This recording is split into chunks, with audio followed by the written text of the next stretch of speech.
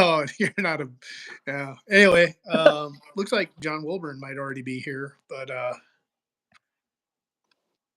as of right now, basically when you first start up, you kind of wait for other people to join in, and No, there's a let's couple talk. other bigger No, no, channels that no, are no, no. definitely Let's. doing. No, no. Let's talk about all the good stuff now before everybody gets on. Yeah, there's a lot of bigger channels right now that are doing live streams. Uncle Tony's Garage does it on Sunday, and so does Dead Dodge Garage. So, but we already got a couple people filtering in. So, Yeah, I'm excited to actually hear a little bit more about the No Name Nationals on this webcam too. I'm trying to figure out which car I want to bring. I took my Toyota Avalon out of storage, and uh-huh.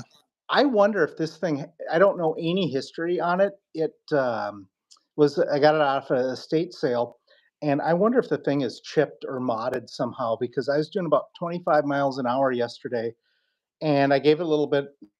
Well, I floored it to like impress my girlfriend because that's what guys do. Mm. And that thing broke loose. It just started spinning the tires at 25, and it just pushes you back. And it's a four-door Toyota Avalon, and I don't know Wow. if they're supposed to be that fast, but I Well, kind of does that have that one UV like V8 motor that they have, or is it a no, it's V6?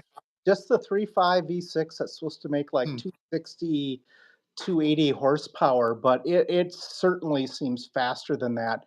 Yeah. Um, I So when you're at the Nome Name Nationals, how many times can you go down the track? And that's covered with the admission fee, right? Yeah.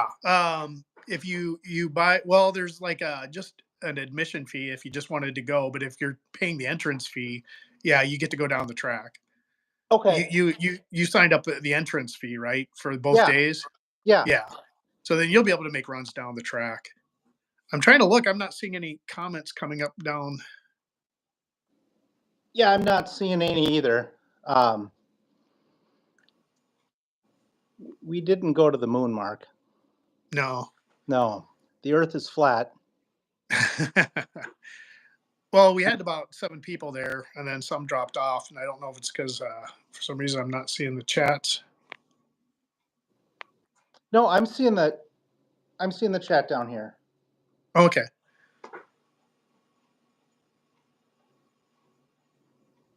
Is there anybody in there? John Wilburn. Yeah, I saw that when we were getting ready to go live, but I haven't Yeah. seen any of the live ones kind of popping up down on the bottom and stuff. So No, and it's crazy how big of a time delay it is. It's probably 5-10 seconds. from the time I talked to you, No, no, we're live. But when I look, I got my laptop on down here, and when I look down, it's really delayed, like really I delayed. think I don't know if they do that because like if you wanted to edit something out or something, I don't know. There we go. Smoke French Ranch Garage is here. garage. Woo! Hey, what's up? I was looking forward to him coming to No Name Nationals last year. He's a pretty good bracket racer. He's got a dart sport that he races, and the bracket race is like probably the most competitive part of the whole event. Um, it kind of got some true bracket racer guys going. We had T's Good Time Garage win it last year. You got Just Mopar Joe, you got Jerry Racing, and then Smoke Ranch Garage would be a huge contender in that too. Have you ever seen bracket racing, Andy? Well, you actually posted that video of me bracket racing at the Sturgis Mustang Rally. Uh, Yeah, yeah, that was me bracket racing for my first time. I had no idea what I was doing, yeah, and I just went down the track as fast as I could, and then I was eliminated. I think I jumped the light. yeah. Blake from Bad Tree Productions is down in the comment section. He's a really good bracket racer too. He's won championships too. So there's a lot of guys that have done quite well in bracket racing. I thought last year I was really going to be prepared to bracket race, but I was so busy working on the Belvedere, and then the Jack Pine fought me all season just to get it running right, just to make it down to the no name. But this year, I'm going to correct that. I'm going to be trying to hit the tracks as soon as I can, probably here in April. That's crazy, But man. That's just a couple months away, and it's so weird. We haven't had any winter yet, here in Minnesota. Well, we got a few inches of snow the other day, but yeah, yeah, let's get some decent weather and get these cars out of the garage. Yeah, yeah. Bracket racing was really new to me about 10 years ago, and I remember when I was out at Sturgis at the drag strip, the guy in a Prius like won everything because he's just like consistent run after oh consistent yeah, run. yeah. It's the great leveler. It's more about kind of the driver and being in tune with this car and everything. So I mean, and plus you still get to run your car all out if you want. So you still get the thrill of running your car fully down the track. Um, Heads up is pretty fun too, but there it's like with me and T's Good Time Garage, both of our cars were pretty equal. So each time we raced, just racing regularly, it was a lot of fun because it was a coin flip of who was going to win. So it was fun, like that being side by side, going down the track and then crossing the line, and then seeing Yeah. at the end who won. That was a lot of fun. Hey, So with the Jack Pine, is there a passenger seat in there? there could very well be by next year. Because I tell you what, I would love to go for a ride in a fast car for my first time. Yeah, I've got two jazz seats that probably weigh less than the seat that's in there right now. And I was going to work on putting new carpet in it and get both those seats in there. And I have my expired seat belts from the year before. I had to buy new ones this year to run at No Name Nationals. So I got two sets of harnesses too. So it's just a matter of getting a tab welded onto the roll bar so we could put up harnesses. And they do allow passengers to go down the track at No Name. Yeah, as fast as some of those fast cars go, man, that looks like I'd be risking my life. That is terrifying. I mean, They technically you want you to limit to like about a 13-second quarter mile, but oh, your car is way faster than that. I mean, it looks like your aorta would rip. I no, mean, if you've got a no, bad it's aorta or a ductus, whatever that little thing that holds it together, I mean, it looks like you could be dead. yeah. After the launch.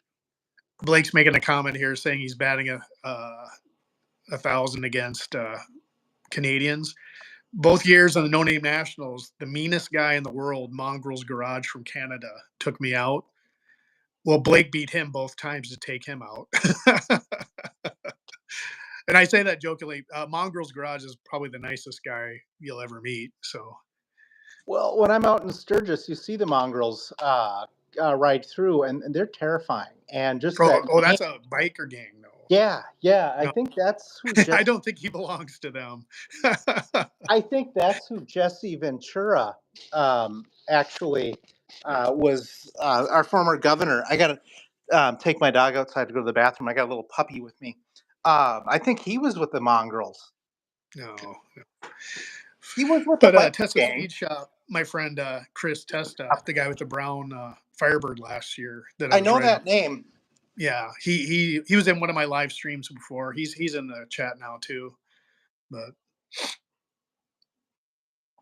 but yeah, if I could just get to be where I could run with those guys this year in the bracket race, make it past the first round.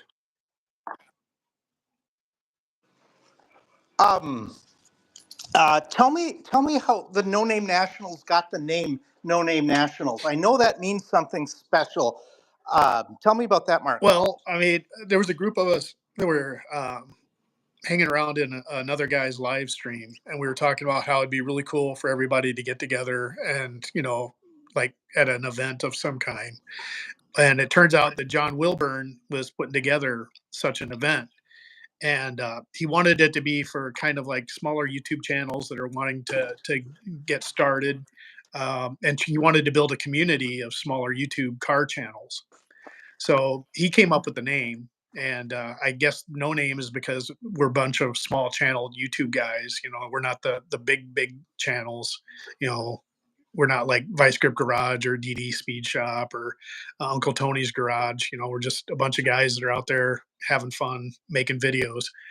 But he did want it to be something serious, and he definitely wanted it to be something that you had to be kind of committed to, because there are races there and there are money prizes you can win, and he didn't want guys that were professional bracket racers to just create a channel so they could come and take the money. You know, he wanted you to show that you were committed to making YouTube content and putting out videos.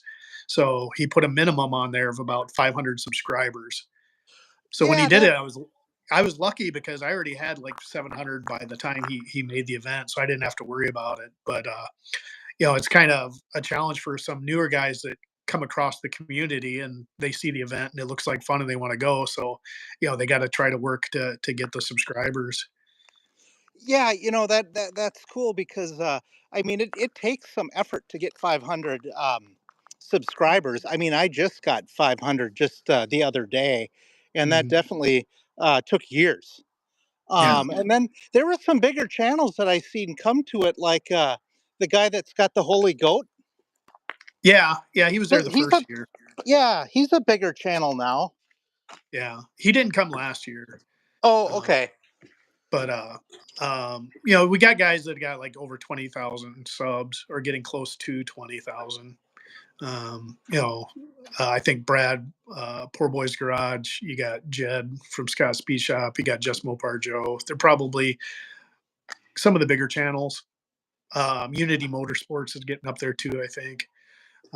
You know, there's some channels that are they're showing some steady growth. I'm Yeah, just glad that I got enough subscribers to hang out. You know, yeah, and oh crap! Now I forgot what I was going to say. Um, Speed Demon was saying that you know he's probably light years from getting 500 subs. You'd be surprised if you just get your name out there in the community, you make some videos. You just like I sent Andy here some links to some of the live streams that John Wilburn puts on. You know, the Tech Talks with Slant Six Daily. There's different like chat groups where a bunch of us hang out, and if you're interested in going and you join in those chats, people get to know your name. They'll come look at your channel and kind of check it out. You know, I've been on YouTube for, I looked it up. I've been on YouTube for 10 years now, which to me is awesome. But if you look at my subscriber count, you know, some people would be like, oh, wow, you've only got 1,300 subscribers and you've been on for 10 years. But I mean, look what I do. I mean, I just put pictures of my own cars up on TV. well, I'm not well, really doing anything I love editing and I hope I make them like, if you want to look at pictures of my cars, I hope I make it interesting. But, you know, this year I do want to do more racing content, but my channel's exactly as big as it should be, you know. yeah. The thing is you're very humble, a very humble man, and very humble on YouTube. And I make YouTube videos. I got like 240 some odd on there. And the amount of effort you put into yours compared to the effort I put into mine, it's no comparison. I mean, you really do a nice job actually putting a little work into editing and things like that. And I just jump clips together and hope it's not awful. And I think you actually are a lot better than what you're saying. You got great, really cool videos. Well, I appreciate that. John Wilburn's in the chat now. John was your 500th subscriber. Oh, hey John, yeah, that was outstanding. I sat at 4.99 forever, and then sent in my subscription. That's my puppy. And then when you emailed me that you're 500, that was really cool. My girlfriend got a big kick out of that too. So Yeah. thank you, sir. Yeah. Well, you know, the sad part is because, you know, like part of being in the race to 500, like Speed Demon could do if he got in there. I don't know if he is or not. I guess I haven't checked to see who the current crop of the race to 500 are. It's kind of it builds kind of a camaraderie. By the time you get to the No Name Nationals, you'll kind of grown up with some other channels. And so when you go there, it's like you know everybody. It's the weirdest thing in the world, you know. You walk in and there's a guy whose videos you've been watching for fun for quite a while. You know? Yeah, I can't remember. Poor Boys, was it Poor Boys Garage? Yeah, he's got the Didn't beat me. didn't he call you out in a Well, race? no, um, we the first year Somebody we talked about racing, but then my somebody car ca- something happened and I wound up not racing him, and then I got my car fixed, and then the next day, you know, ran out of time. My car was overheating a lot that year. So then this last year was kind of lean on the call outs. The first year was a lot of fun. A lot of guys made call out videos and they were really, really fun. NSB Customs, who I pit next to, and I want to pit next to him again this year. Yeah. Uh, those guys were the ones that made where they ran over the Bigfoot. That video I showed you. Yeah. Funny as shit, man. Oh yeah, that was one of the best call out videos I'd seen. But yeah, I really enjoy that. I think everyone was kind of being cautious because a lot of us talked a lot of smack and our cars didn't perform very well. So this last year, we were like just trying to be humble and everything. But it'd be more fun if we kind of pick that up again this year because I like talking smack. But I'm actually, like you said, if people know me and they hear me talking smack, they know that it's not really my character. I hope I'm just playing a character. So Tell me about the van wars because I'm still trying to figure out which one of my pieces of shit I'm going to drive down there and kick everybody's ass in. Woo! so Van Wars is something that Tim from 318 Will Run is kind of putting together because the last 2 years of No Name Nationals, he's brought his van. And the first year was really cool because Adam from Hoosier's Garage brought his van. And just to see two decked out custom 70s Dodge vans Oh, going down the track was pretty cool. So this last year, and 318 Will Run's a competitor in the bracket race because, like you said, he's super consistent. So yeah. he's usually one of the heavy hitters there, one of the guys people are gunning for. So to make it more interesting, he's been kind of calling out other guys with vans. And it could be at the No Name Nationals, or he'd meet you somewhere. Just you do a lot of traveling around on your channel. So it'd be kind of a cool, thing too. Um, but basically he's just wanted to get more van guys into the community. Last year there was another van called Vantana, which a guy drove down there. I don't. I think that was a Chevy van though. I'm not sure. Okay. Yeah, I'm excited. Yeah, I've been watching No Name Nationals videos from past years, and somebody was there with an older Stellantis car that called you out, and then he kicked your ass. He gapped you with one length at least. Uh, Uh, well, Stellantis. that's the new name for Dodge Mopar. Oh, okay. I'm being Yeah. funny. Oh, yeah. NSB beat me this last year. Brad with the yellow beat. He beat me by about a good solid car length. That's got to be the what was the name of that It's, YouTube it's channel? Poor Boy's Garage. He's got the yellow Roadrunner. Yeah, that's the one I watched. Yeah, I'm starting to watch the videos. So, yeah, Now, it's great. in my defense, I know he was running about a tenth faster than me on average, but on our race, he beat me by my reaction time. I was that much slower than him taking off the line. Mhm. But Yep. our speeds and our times were almost identical. Yeah, Um, he clearly left before you did. yeah. Well, I mean, because he did better than me. Yeah. But his car technically was running that much faster than me anyway, so that was a Okay. slow pass for him. So I don't know if he let out at the end because he knew he was ahead of me or what. But he would be a guy I would love to race again next year if he brings that car, just because I want to work on making my car at least a tenth faster, and then the more experience I get, the better I'll be at the tree. Um, but yeah, there's just so much going on when you go up there. Like that time you bracket raced your Mustang. You'd never done it before. No. You're sitting up there, you're watching the lights. I'm going to be going to the track quite a bit this year, so you'll have to come with me. Oh, absolutely. Yeah, and then you can kind of see behind the scenes. Jeff's a great teacher. Mopar Jeff 604, the guy that's building my Belvedere. Sure. John said that they're going to have a second bracket race this year because of the fewer callouts. Okay, yeah. Well, I need to get out there for my first time and just call out the fastest car and just put him to bed and be king. Yeah, yeah. Functional Histories is in here. He's got a pretty cool channel. He makes like Hot Wheel cars, and he makes Really? replicas of people's cars. So he's done like the NSB Customs Dart. He recently just did Max Wedge Dick Dastardly's Max Wedge 63. So it's a pretty cool channel. Oh man, yeah. I got that there. I'm going to subscribe to that then. That's really cool. Mm. Biggest. Yeah, yeah. I mean, the biggest guy in the yard's gonna look great in my rear view mirror. Uh, Maybe I'll even get a T-shirt made of that car in my rear view mirror. but part of the reason I thought you'd like the No Name Nationals too is because I mean we do go to Lambert's, you do restaurant reviews.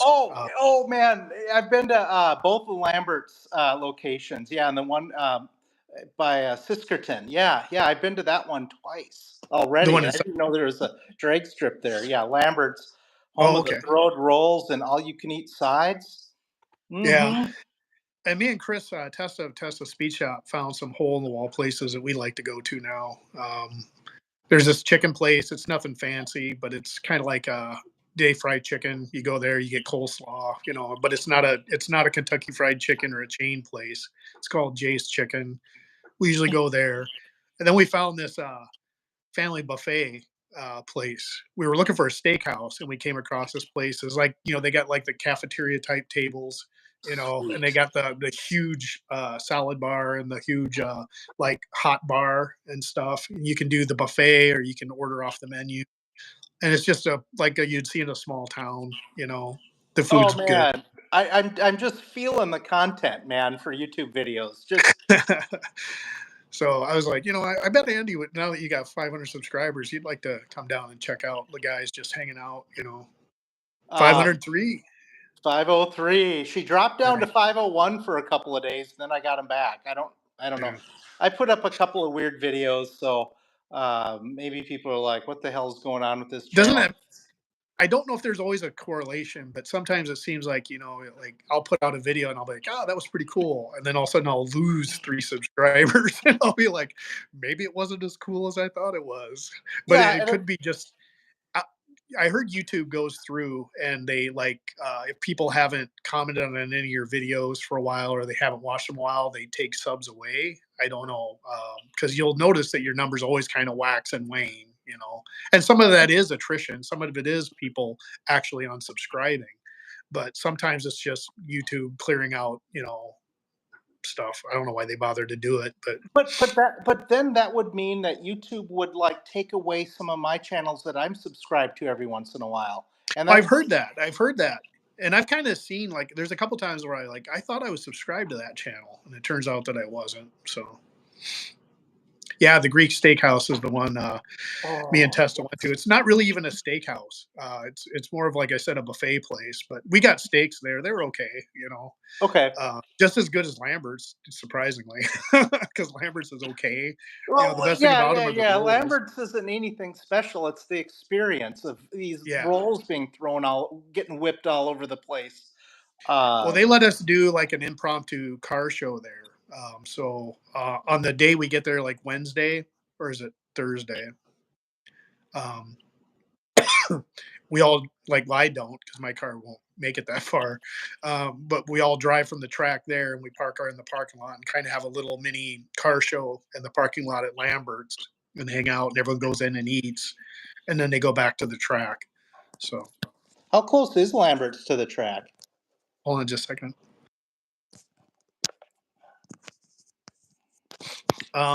It's not too far. I'd want to say a mile.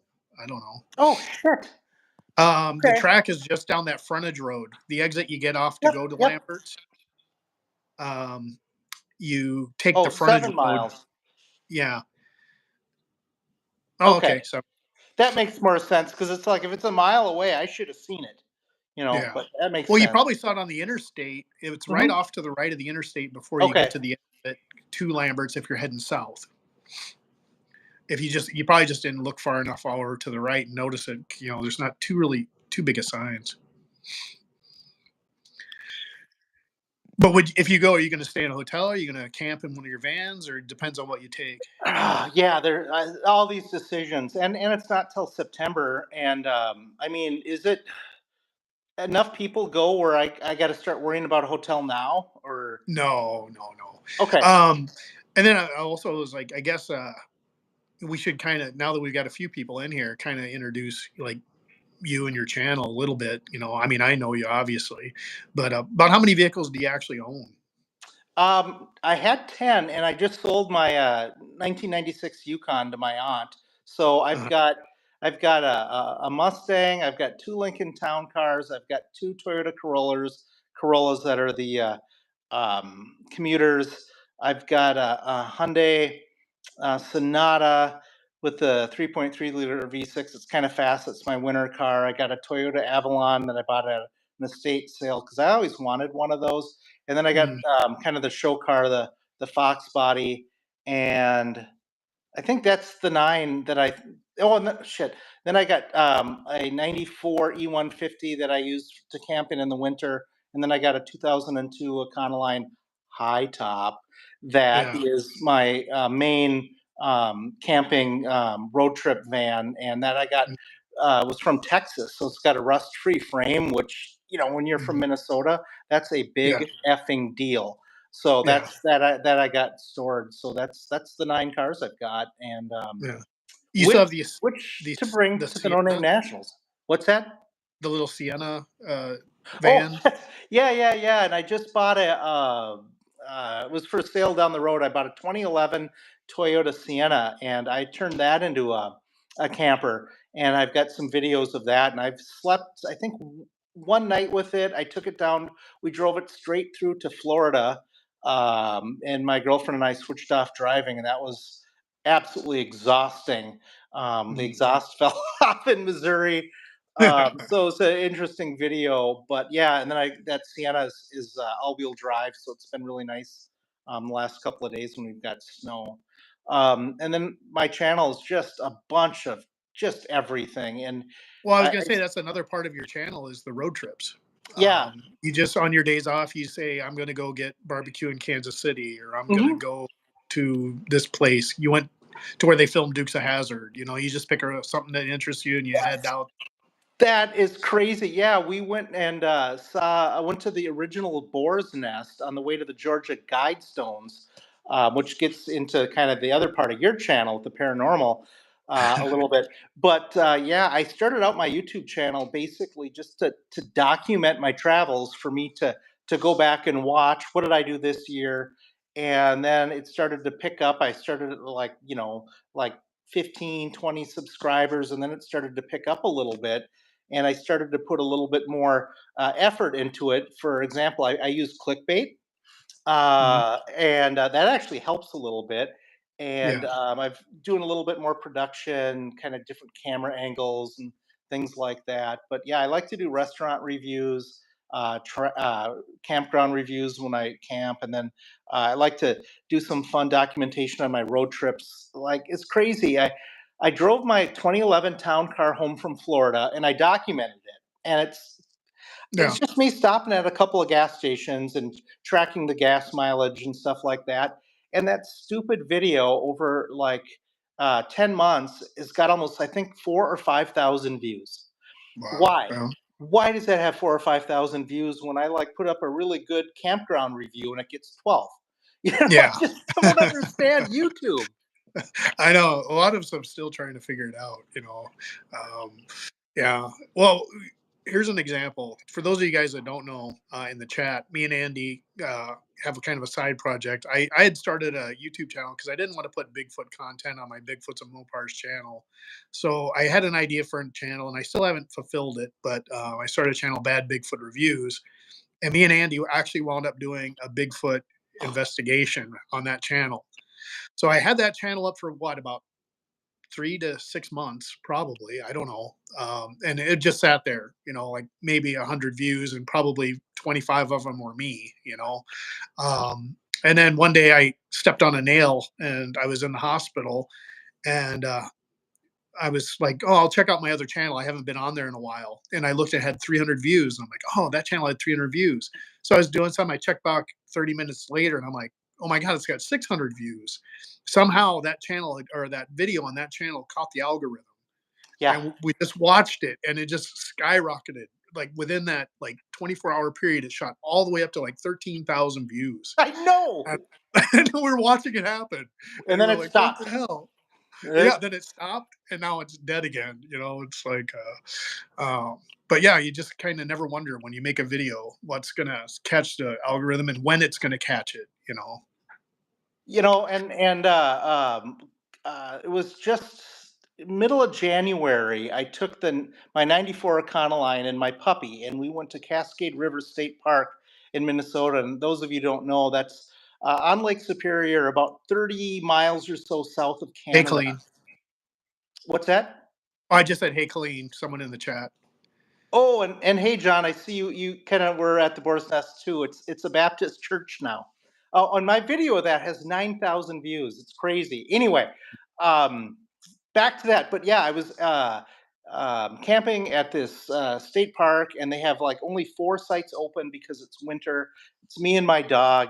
And I remember we were going for a walk, and it's abandoned. It's dark, and I remember being creeped out because I'm not with my big dog, I'm with my puppy. And for those of you who don't know, like missing 411 is all these people in campgrounds and state parks that mysteriously go missing, and then they're found like 18 miles away up a mountain without any shoes on.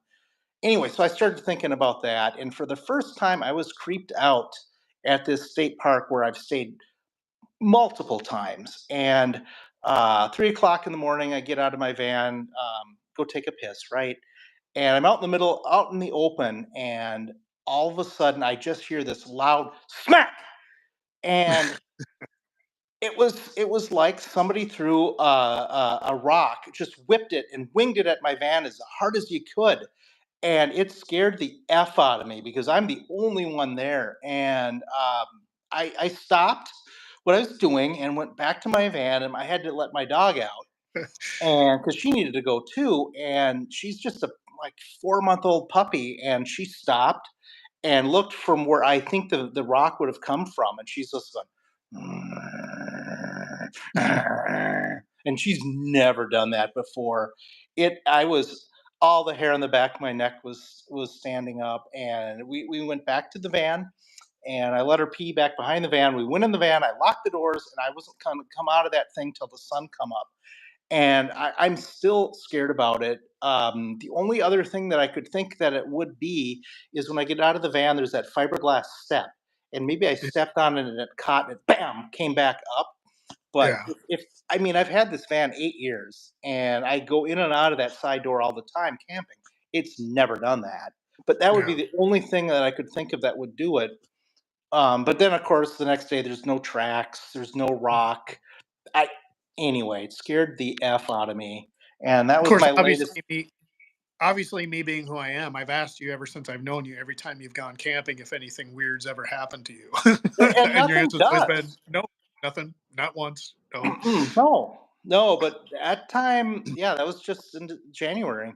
So Well, the reasoning for that, Andy, is because now that you've opened your pituitary gland, which is like the third third eye, you're eye. now more susceptible to paranormal stuff. Our investigation, you opened your mind to the Sasquatch people. So now that they're aware of you, they're going to come and start checking you out whenever you go camping. And we're going to lose about 5 people out of the stream now.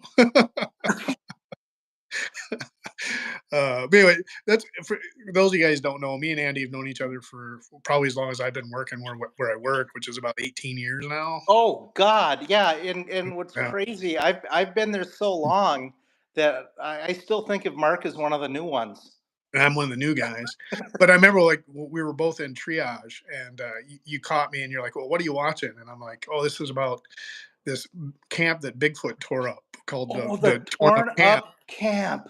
And then that we bonded immediately, and all of a sudden we started like anytime either one of us, you introduced me to like, well, reintroduced me to like Art Bell, because he was trying to come back at the time with his new show.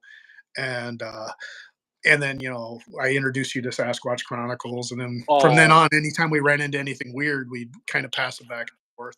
And then we both found out we had YouTube channels, um different lines, so we always kind of had that to talk about too. So we've always kind of talked about behind the scenes, like having a YouTube channel, making videos, what do you do to make them better, that kind of stuff. yeah, and that's what I'm listening to on these road trips and all the traveling. It's I'm subscribed to all these podcasts that are talking about UFOs, Bigfoot. Kind of my favorite things are we absolutely didn't go to the moon. I don't believe for a Yeah. second that they went to the moon in that tin can where it gets like 300 degrees below zero. I was just watching a YouTube channel. This guy's trying to drive to the Arctic Circle in this Power Stroke, this 1990s Power Stroke pickup truck. And it got down to minus 41, and his truck wouldn't start. And he's trying to put a new battery in it, and all the plastic pieces are breaking off, and it won't start. Everything's frozen. And you're going to tell me back in the 1960s they had technology to fly out in space to the moon where it's like 300 degrees below zero? Not a chance. Well, back like it was back to like you doing your uh, long road trips and stuff. That's another thing I used to do. When I was younger, my dad bought me a motorcycle, and we'd take off across country on motorcycles on our summer vacations.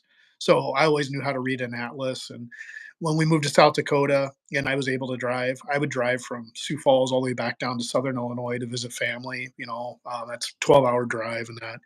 And back then, especially like earlier than that, even if you're driving overnight, you'd come across coast to coast, and that helped the time pass. You would just sit there and listen to coast while you're driving, and that's why truckers were so big into it too. Because Yeah. they'd be driving at night, and Yeah, that's part of the I got a great coast to coast story. I would listen to it because I work nights as a paramedic part time in the kind of the northwest suburbs of Minneapolis. And depending on how many trucks were on, you wouldn't be at a base; you'd be at a street corner. And I always had I did this for almost 20 years, so I had all these hiding places where we could post on a street corner where nobody could see us, you know. And one of the places in the city of New Hope, Minnesota, was a graveyard. And every Halloween, Art Bell would do Ghost to Ghost, and these people were pre-screened with really amazing ghost stories. And on nights, I was a night person, and whoever my partner was, I'd drive, and they'd just be in the passenger seat sleeping. And I remember being posted, and my partner was asleep, and I pulled in quietly into the graveyard, parked in the middle, and we're in the city, but it's such a big graveyard, you can't see anything. And I didn't know this, but this was a young female, and she had woken up, and she was listening, pretending to be asleep, but listening to these ghost stories. And finally, she whispers to me because she can't see anything. She goes, "Where are we?" And I hit the lights, and it's all graves and tombstones. Oh man, it was. Oh God, she was just a kid, you know, just this young yeah. girl. I think I scared the shit out of her. Oh man, that was the best, man. Uh, yeah. So yeah, that's one of the things that kind of brought us together and stuff, is those kind of weird, fun stories. Chris Tessa's mentioned, yeah, Coast to Coast has some wild stuff on there. Chris drives his car all the way from Pennsylvania to the No Name Nationals. He's the guy at that silver Chevelle I sent a picture of. Oh my God, yeah, he's got the 454 and it's a 1971, Yeah, yeah, right? yeah. He drives that. That's outstanding. There should Well, be. he's always taken it to like Sunshine on the coast or something like that. So it's made long trips before. The Firebird, that was the first time the Firebird made that long trip. But yeah, he's bringing it. And and riding with him around No Name Nationals made me realize how unfun it is having a truly dedicated drag car. They're a blast. It's like nothing funner than hitting down the track in a car that was purpose built to do that. But just hopping in his car and zipping into town, going to that Jay's Chicken. My I needed a battery. We had to go get that. When we blew the line off my oil pressure gauge, we had to go get a new line. So having a car like that to just go cruise around and pick up parts and hang out in is like, man, that's what I did in the 80s. You didn't have social media. You just got in your cars and you hung out. And you drove places and you did things in your car. And I think that's something that the younger generation is grossly missing out on. It was your ticket to freedom. That was your social media. And if you had a cool car, that just kind of like it meant that you had more followers, more subscribers. Yeah, The cooler your car, the more subscribers you had. I was thinking about that today, and when it was 1986, I got my first car, a 1974 Monte Carlo, black with the red interior, with the 400 small block, and it was just lovely. I loved that car, and that was my freedom when I turned 16, and Mhm. I was so excited about that. And now, I mean, the kids don't even care if they get their driver's license because they can just uh, call Lyft or Uber and go wherever they want for $10. Yeah, even all the way up into like the mid '90s, I was notorious for the drop by. Instead of calling someone to see if they were home, I would drive over to their house to see if they were home. But Sioux Falls, it's a small city. It's like, you can get across it in 20 minutes or less. So, but I miss out on that. I mean, or I miss that kind of times. Just hanging out in your car with a bunch of your buddies. You got nowhere to go. There's a beautiful song by one of the guys from the Gear Daddies, Billy Dankert, called "Open Wide," and he talks about that, how him and his buddies would sit in a car on the highway, open wide, going down the road with nowhere to go, and then turn around and come back. And that's what they did, because there's nothing else to do out in rural South Dakota slash Minnesota. Yeah, that kind of freedom is amazing, and I think it's lost on the millennials. Well, I don't know. There's some YouTube channels of millennials and some Gen Zers out there that are doing some cross country road trips, Florida, Alaska, things like that. But yeah, I hope that the car generation stays, um, past Gen X, us. The amount of freedom I remember in my 20s when I first bought that Fox body and had like 4 days off. I just get on 35 South and just pack some clothes. And then I would decide when I got to I-80, do I hang a left and go west to the mountains, or do I go south to the ocean? And not Mhm. caring, and make up my mind when I got to the intersection. Yeah. Uh, I, just that, I always called it when I was going on a long trip, like back in the days, you'd line out your CDs in the order in which you thought you were going to play them. And I would get a big thermos of really good coffee. And I would drive, I always drove overnight, even before I ever worked overnights, just because I love driving at night, tunnel vision, just the tunes, the road. I love to drive. So, like, you're driving your car, and you're putting in your CDs, listening. And I always call it being in between places. It's like you have the anticipation of where you're going to be, so, which is exciting, and you don't have any of the responsibilities of where you were. you know, you're, you're free of everything that was from behind you because that's all on hold now until you get back. yeah. So you're like, all that's back there, and you got this excitement ahead of you. So you're right in that perfect zone where, like, hey, I'm in between places right now, and this is awesome. It's like this is a great place to be. Yeah, I remember one time Chadwick, my buddy Chadwick, and I, we worked a night shift in the emergency room, and the next morning we got in the car and we drove, I think, 27 hours straight through to Corpus Christi, and we were hitting golf balls into the Gulf. Uh, God, it was. I just love big road trips, man. Yeah. And that was before I had video. I mean, that would have been a really cool YouTube video back in Oh the yeah, day. yeah, yeah. But now It's now like, I'm old, and yeah. I even with a spare driver and I can sleep, I'm exhausted after an overnight ride to Florida. Well, and then now too, being our age too, it's like when me and like Chris Tester were at the No Name Nationals, there's a lot of guys will say the same thing.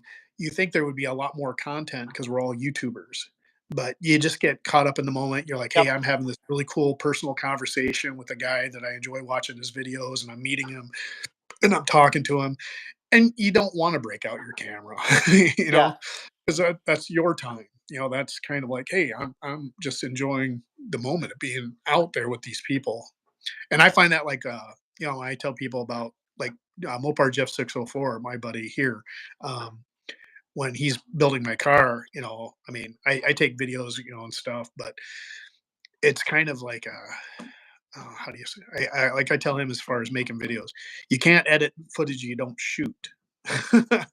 you know, so you got to roll. the cameras almost the entire time just so you can catch a few good moments. And I haven't quite crossed that line where I feel comfortable doing that. Where I like just sitting there holding my camera while I'm talking, or the best way to do it is like a fly on the wall thing where you set it up on a tripod somewhere. And speaking of NSB Customs, here he is, Lee. Hey, Yeah, he's the Bigfoot killer. yes, he We're back is. to your call out video, Yep. Lee. You guys killed the Sasquatch. I had told Andy Funniest right after damn. you made that, I had plans of a callback video that I was going to do, and I never got around to making it. But yeah, that was truly inspiring. That video guy you guys put together where you ran over the Bigfoot. Absolutely over the top cool. Yeah, Yeah, yeah, I love that. but Yeah, I subscribed to those guys shortly after. yeah, and like I said, I jokingly told him that I was just gonna change my channel name to NSB Custom Cars because I like their channel so much. They're such cool guys. So I was like, I'll be the North chapter. They'll be the OG chapter, the South chapter. They're franchising across the country, Andy. So if you want to get in on it. Yeah, and they're down in Georgia, right? Or there's really Well, no, some. what is the name? Is something Beach? It's in Florida, NSB, right? Okay. Because I was wearing their T-shirt at work, and I had to do basic BLS refresher course. And this one older female nurse was like, "Oh, such and such Beach, Florida," and started talking to me, and I'm like, "What the hell sparked this?" But I guess it stands for something Beach. Man, he's saying they had a blast making that video because that was the spendy Bigfoot costume too that they got. They Oh, didn't. right. They didn't get the one I have for Nefertia is cheap. Oh man, if any, yeah, I mean, anybody wants to hear any funny, it's was that Ontario Bigfoot where he talks to a Bigfoot in the woods, and Yeah, it it, it a lot of people think it's real, yeah, and it's absolutely in my mind not, but it's really funny, this guy pretending to talk to Bigfoot in the woods, and just it's over the top funny. yeah. New Smyrna Oh, near Beach, Smyrna Florida. Beach. Yeah, that's Yeah, on the East Coast, I believe. The East Coast of Florida, north of Cocoa, I think. I think it's over by Cocoa. mm. I think by where they pretend to send the satellites up at Jeff from Two NASA. Hack. Jeff from Two X Garage just joined in too, and he's building a nostalgic front engine dragster that he's going to be bringing to No Name Nationals with fuel injection and everything. That's going to be freaking wicked. I that's He's that's that's probably who I'll call out.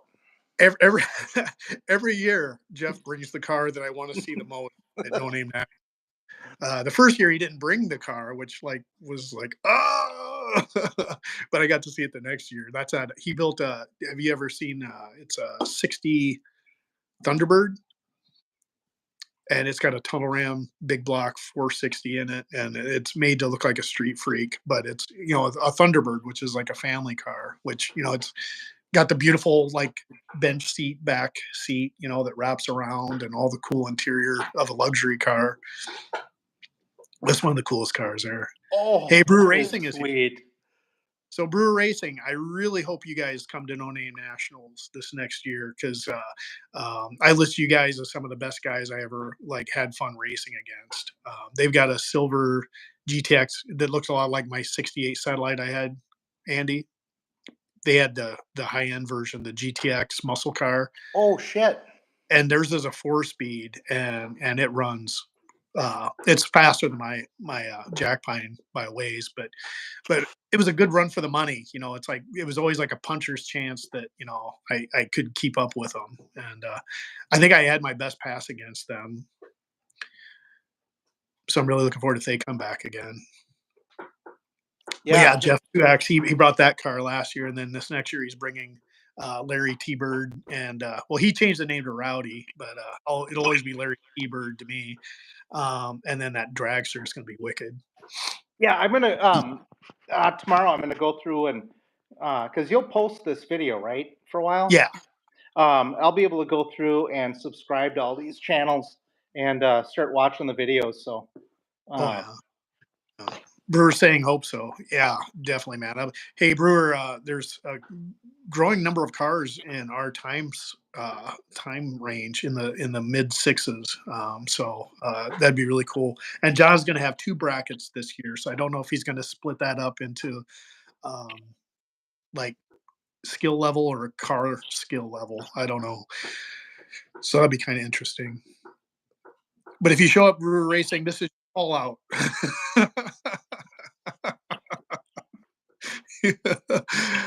NSB too, but I don't have anything for the dart yet. I'm gonna get them though. They got it coming. Project Dart Killer is in full swing. Oh wow, that's cool, Jeff. Jeff saying his T-Bird might have a different paint scheme, but that's the cool thing, Andy. Just like I said, you get to meet these guys, and it just means that much more when you go. It's like going to a right. family, No, it's going to be really cool to see these cars in person. Yeah, And, and when you start subscribing to people and you start following their channels, you're gonna feel like you're at home when you go there. You want, like John Wilburn said earlier in the chat, you're not even gonna need people to wear name tags right, because you're right. gonna recognize them from their channels.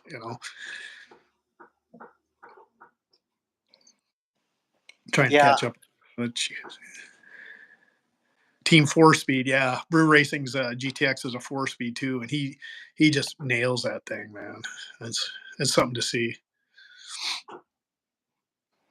Oh, I was gonna say, I was kind of torn because the first year there, I raced the Satellite, which is a really cool 66 or 67 Belvedere. It's the dot or the Plymouth version of my car. So it's like the same, and they were both nostalgia super stock cars. So it was really cool lining up against them. Well, that guy's father, Bob Hill, Rob's channel is Rob's Garage, and he's building like a twin turbo Duster, which would be wicked if he would bring it. But they do Mo Party instead of No Name Nationals, and Mo Party is like the weekend before No Name Nationals. And I'm like, I can't afford to go cross country for both. And I was looking at my schedule, and if I take like 3 days of vacation, I can do both. I can go to Bowling Green, Kentucky, and since my mom lives in Southern Illinois, go see my mom, and then leave my mom's and go straight to No Name Nationals. So uh, I'm to me that's going to be amazing, just to be able to do both events. That's because I know Tom Hoffman. He's like a three-time world champion, nostalgia super stock racer. He goes to Mo Party. He's the guy I bought my Belvedere from. Oh, wow. So he's going to be there. Oh, he's such a cool guy. Um, I was talking to another guy, Denny. I'm meeting all these 80-year-old guys because I have a 63 Belvedere. And so I was talking to Denny, and he goes, "Oh yeah, Tom's got a really nice race car." I go, "Yeah, it's really beautiful." I goes, "It looks so original." And he goes, "Did you know about the front bumper?" And I go, "Yeah, Tom told me he had a guy hand make an aluminum bumper to look like a chrome bumper." And the guy hand hammered out the bumper, like hand formed it. And so he's got this lightweight front bumper on there, and he goes, "Did he tell you that's aluminum block in the car?" And I'm like, "Nope." And he goes, "Did he tell you it's more than 400 or 400? It's more than 426 cubic inches." So he's kind of letting the cat out of the bag. I was sure that he probably had it, stroked, but I didn't know that it was like an aluminum block engine too. But I think that car runs like 10.5 index, and he's won like 3 years. Hey, there's Mopar Jeff 604. Oh, Mark's been He, talking a lot about you. yeah, he's the guy behind the channel. Actually, if we just changed my channel to his, and then I'm just move my stuff over to his, and I just be his like photographer. Yeah, I've seen a lot of the inside of his garage from your channel, Mark, and he's got some cool shit in there. Yeah, Jeff's got toys. Yeah, he does. But yeah, he's like, if you come to the track with us, Andy, he'd be somebody you got to meet. He's guys trying to teach me stuff. Well, I've paid my dues. I've got my confirmation email, and I've requested vacation. So if yeah, I'll be down there early, and I'll be the first one there and the last one to leave. Yeah, and that's the way most of us do. It's like John will say, "Okay, you know, Thursday you guys can get to the track, and we're going to be setting up and that. But then Friday's going to be the day, and then Saturday will be the day, and then head out on Sunday." So guys started showing up on Wednesday instead of Thursday. So most of us would probably go on Tuesday as well. So Yeah, yeah. I mean, I'm looking forward to it. Yeah, it's just um, which beater am I going to bring down, and am I going to mm, camp? Am I going to hotel? Am I going to a van war? Am I going to bring a race car down there? I don't know, yeah. but decisions, all good decisions. Yeah, and a lot of people just run whatever they brought down the track once or twice just because, but you don't even there are guys that don't even go down the track. Chris didn't take his Firebird down the track because, he had to drive it all the way back to Pennsylvania and it was a manual shift car. So he just didn't want to, he got on it on the street like when we left Lambert's and stuff. He'd get in it, rip through the gears, and it was a beast of a car, but a car Well, hooks hard at prep track, and that well, could really be hard on everything, and but he promises he's going to take his Chevelle down the track. So, oh yeah, yeah, yeah.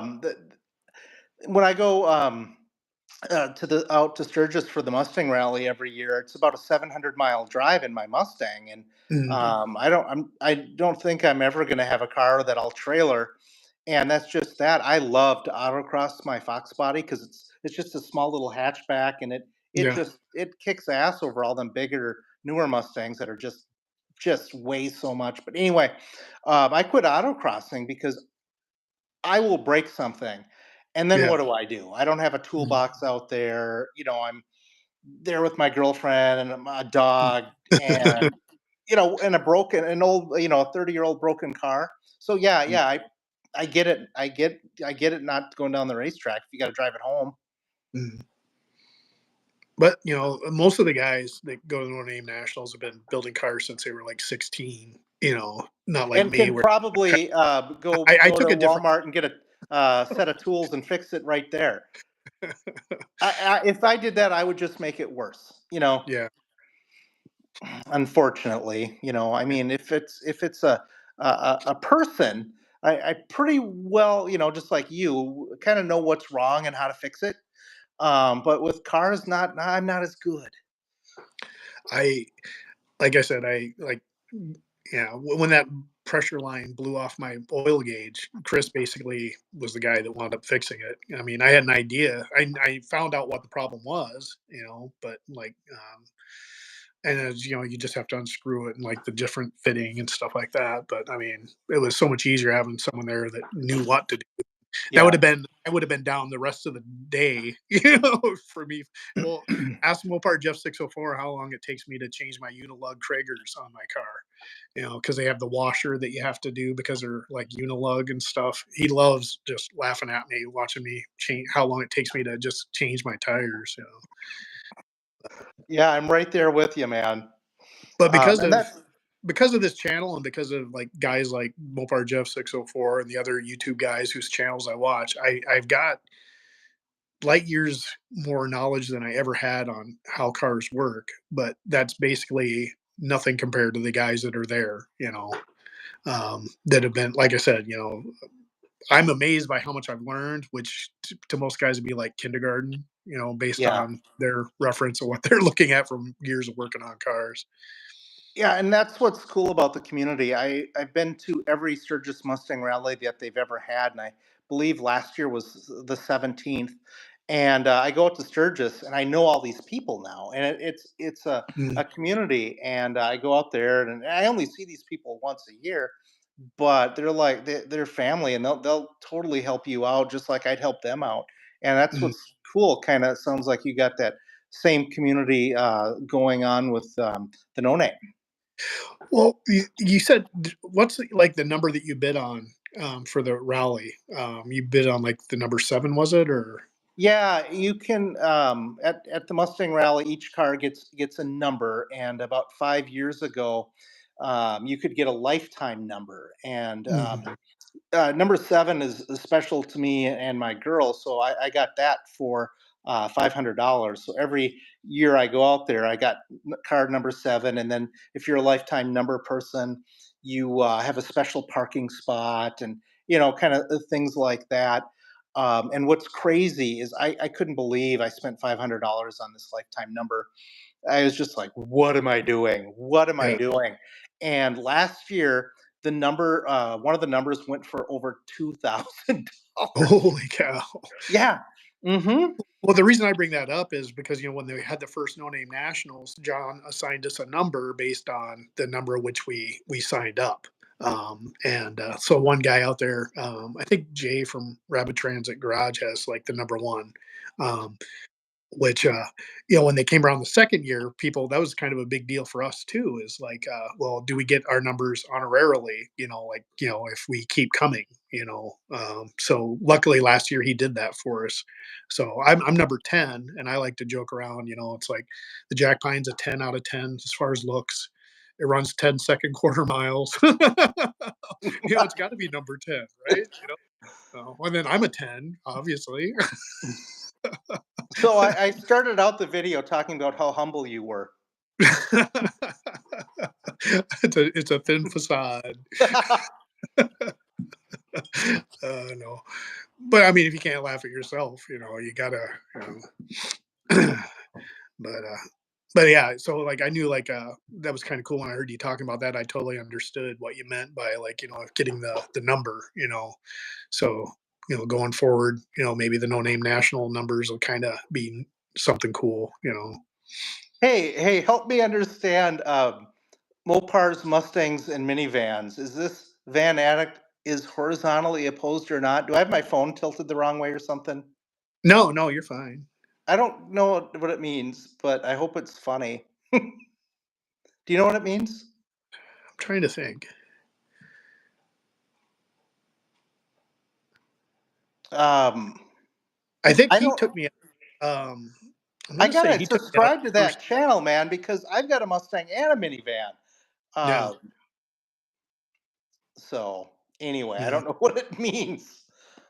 I don't know if it's because you lay down in the vans and that, or Well, that's what I like about them, and I was actually gonna put a funny video kind of about that for the No Name Nationals Facebook page, kind of about what vehicle I'm gonna bring, and I'm gonna Mhm, make it a little funny that way. But mhm. that's all I'll say for now. I don't want to reveal too much. Oh, I did warn John Wilburn that you're kind of you can be kind of a troll, Oh, but me? yeah. Me? A troll? Oh man. My But I my said you whole use. my But I whole said you use. YouTube channel is nothing but trolling. I don't know if people get that. Well, So, no, you won't because no, I'm very yeah, yeah, dry, and I act very serious, and yeah. yeah, it's Well, it's like probably only funny to me. when you put up the video of you doing whoop-de-doos on your Forerunner, I knew right away. I'm like, he's already started. He's already started trolling. I told my girlfriend I was gonna do that, and I You're like, said, "You gotta film woo! me." I said, "I'm gonna drift around the snowblower, and I'm gonna put it on the No Name Nationals Facebook page." And Yeah, we laughed and laughed and yeah, laughed, and oh man, I wasn't sure if they'd approve it or not, but yeah, yeah. it was just me having fun. I mean, Oh, yeah. I mean, I'm But 54. I gotta have fun somehow. yeah. Rooster's Restorations in here. He's a Minnesota guy. He lives Oh, down cool. south. He's got a bunch of really cool Mopars. I need to get down there and check them out and stuff. He's a good guy. What part of the state's he from? He's just south of Rochester, southeast. Okay, okay. Yeah, that's basically Iowa. Yeah, he actually knows Mopar Jeff 604. They've known each other for many years and that, so they like to give me shit. I'm the young kid, doesn't know anything.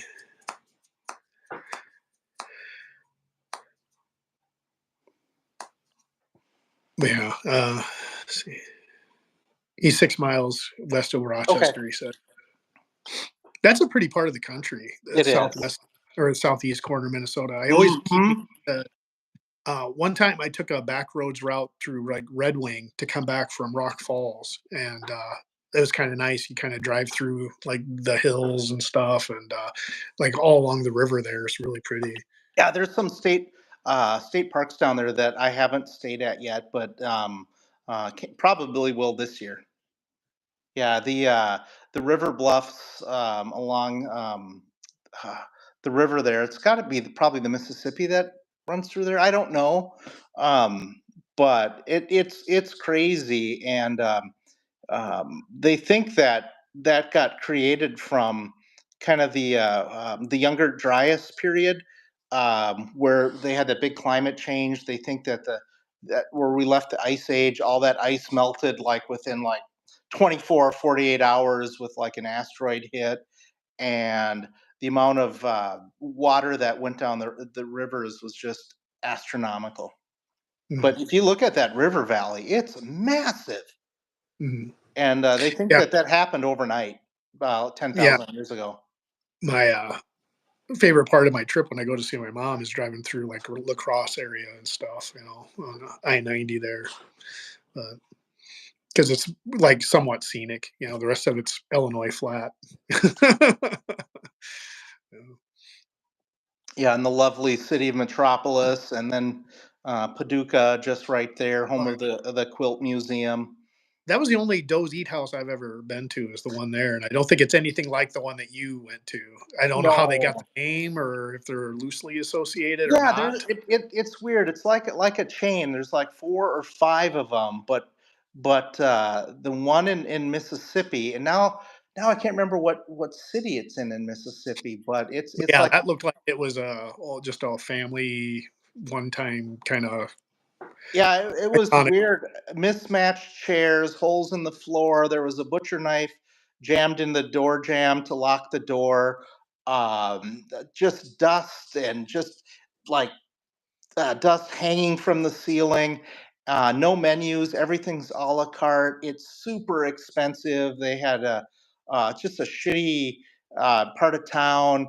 They got armed security out front, and then you walk in through the kitchen. It's so weird. You walk in through a storeroom, and then you walk right through the kitchen where everybody is cooking, and then you get seated in this just dilapidated dining room, and it's all like upper class, rich money people in there because everything's, the cheapest steak is like $65, Holy cow. and this was like 10 years ago, and then everything's a la carte. It's expensive, and it was just the weirdest experience that I've ever had. And I thought my steak was cooked a little too well, and I was starting to say something about it, and the waitress goes, "So if you're going to complain about your steak, you're going to pay double." Oh no, it's fine, it's perfect, thank you.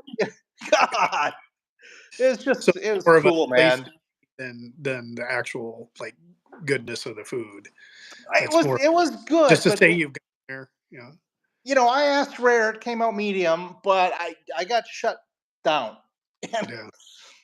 yeah, it was pretty intimidating, and just the sketch of the town. We pulled into the motel, and I went to pay for the room. I was there with my buddy the Chadwick and my dog, and there's a big sign. It says no dogs. So this was kind of before like you'd book stuff on the internet, and or at least I did. And I said, "Oh, sorry, I've got a dog. I will go to the next one." No, no, dogs are fine. And I paid. I just slid cash under the thing, no receipt. They slid me some keys. I didn't sign anything.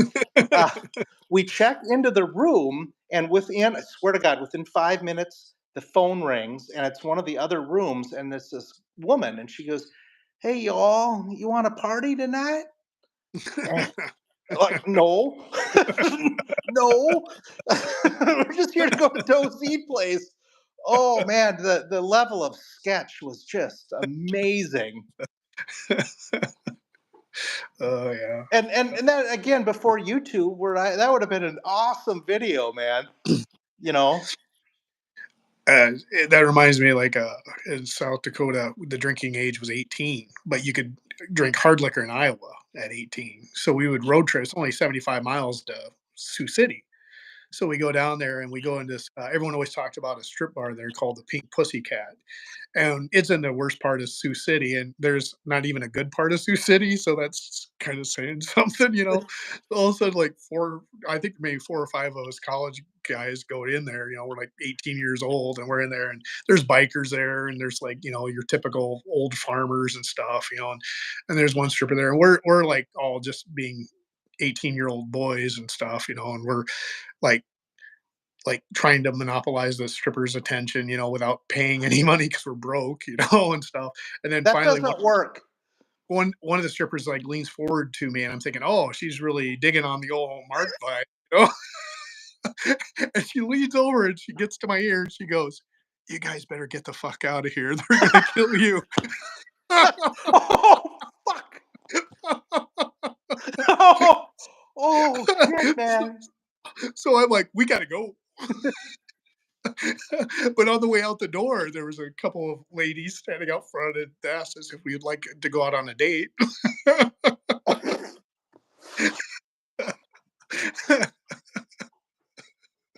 But yeah, it was rough times, man. Oh man, that is the best story, man. That is the best Oh, story. dude, we used to like drive from Sioux Falls down to Vermilion, and you could take I 29, right? Well, we didn't do that. We took the back roads because it took forever. And every small town we would go to, we would stop in a small town bar and drink. So, we called it small town bar night. Like on Sunday after we got done working at Hy-Vee, we had to go back to school Monday. We'd hit all these dive bars in small towns and stuff. And sometimes we'd get kind of the same reactions. Sometimes the guys would have fun, because we were entertaining, but other times we weren't popular at all. And, from from um she's digging the Mark vibe to a death threat. yeah. Man, how do you how does your brain change gears at all? I mean, I would just shit myself. I think just Yeah. right there. Well, I think she thought I was probably the most reasonable of all of them, all my friends, and I was like definitely not like the loudest one. I wasn't the one acting out the most. I'm actually fairly a shy guy in that, but I was up front, and the fact that she told me that, I'm just like, guys, let's go. uh, Oh man, yeah, yeah, that's when you would want the Jack Pine Savage to get yeah, the f out of there. yeah. Oh, Sewer City. uh, yeah. No, that was those times were crazy. Well, I'm sure we'll have a similar experience at Lambert's. Yeah, yeah. We actually it was pretty tame. I'm trying to think. We didn't really go anywhere, other than Jay's, that Greek place, and then. But as far as like wild nightlife and stuff, we never really crossed paths with many of the citizens. Yeah, once you start to getting down to Des Moines, they already start talking funny. Yeah.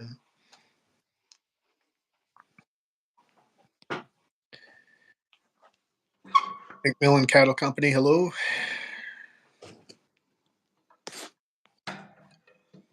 Do you know who 7 days a week is? I don't know, but sometimes you start getting people that start doing political stuff and other stuff, and you are supposed to try to.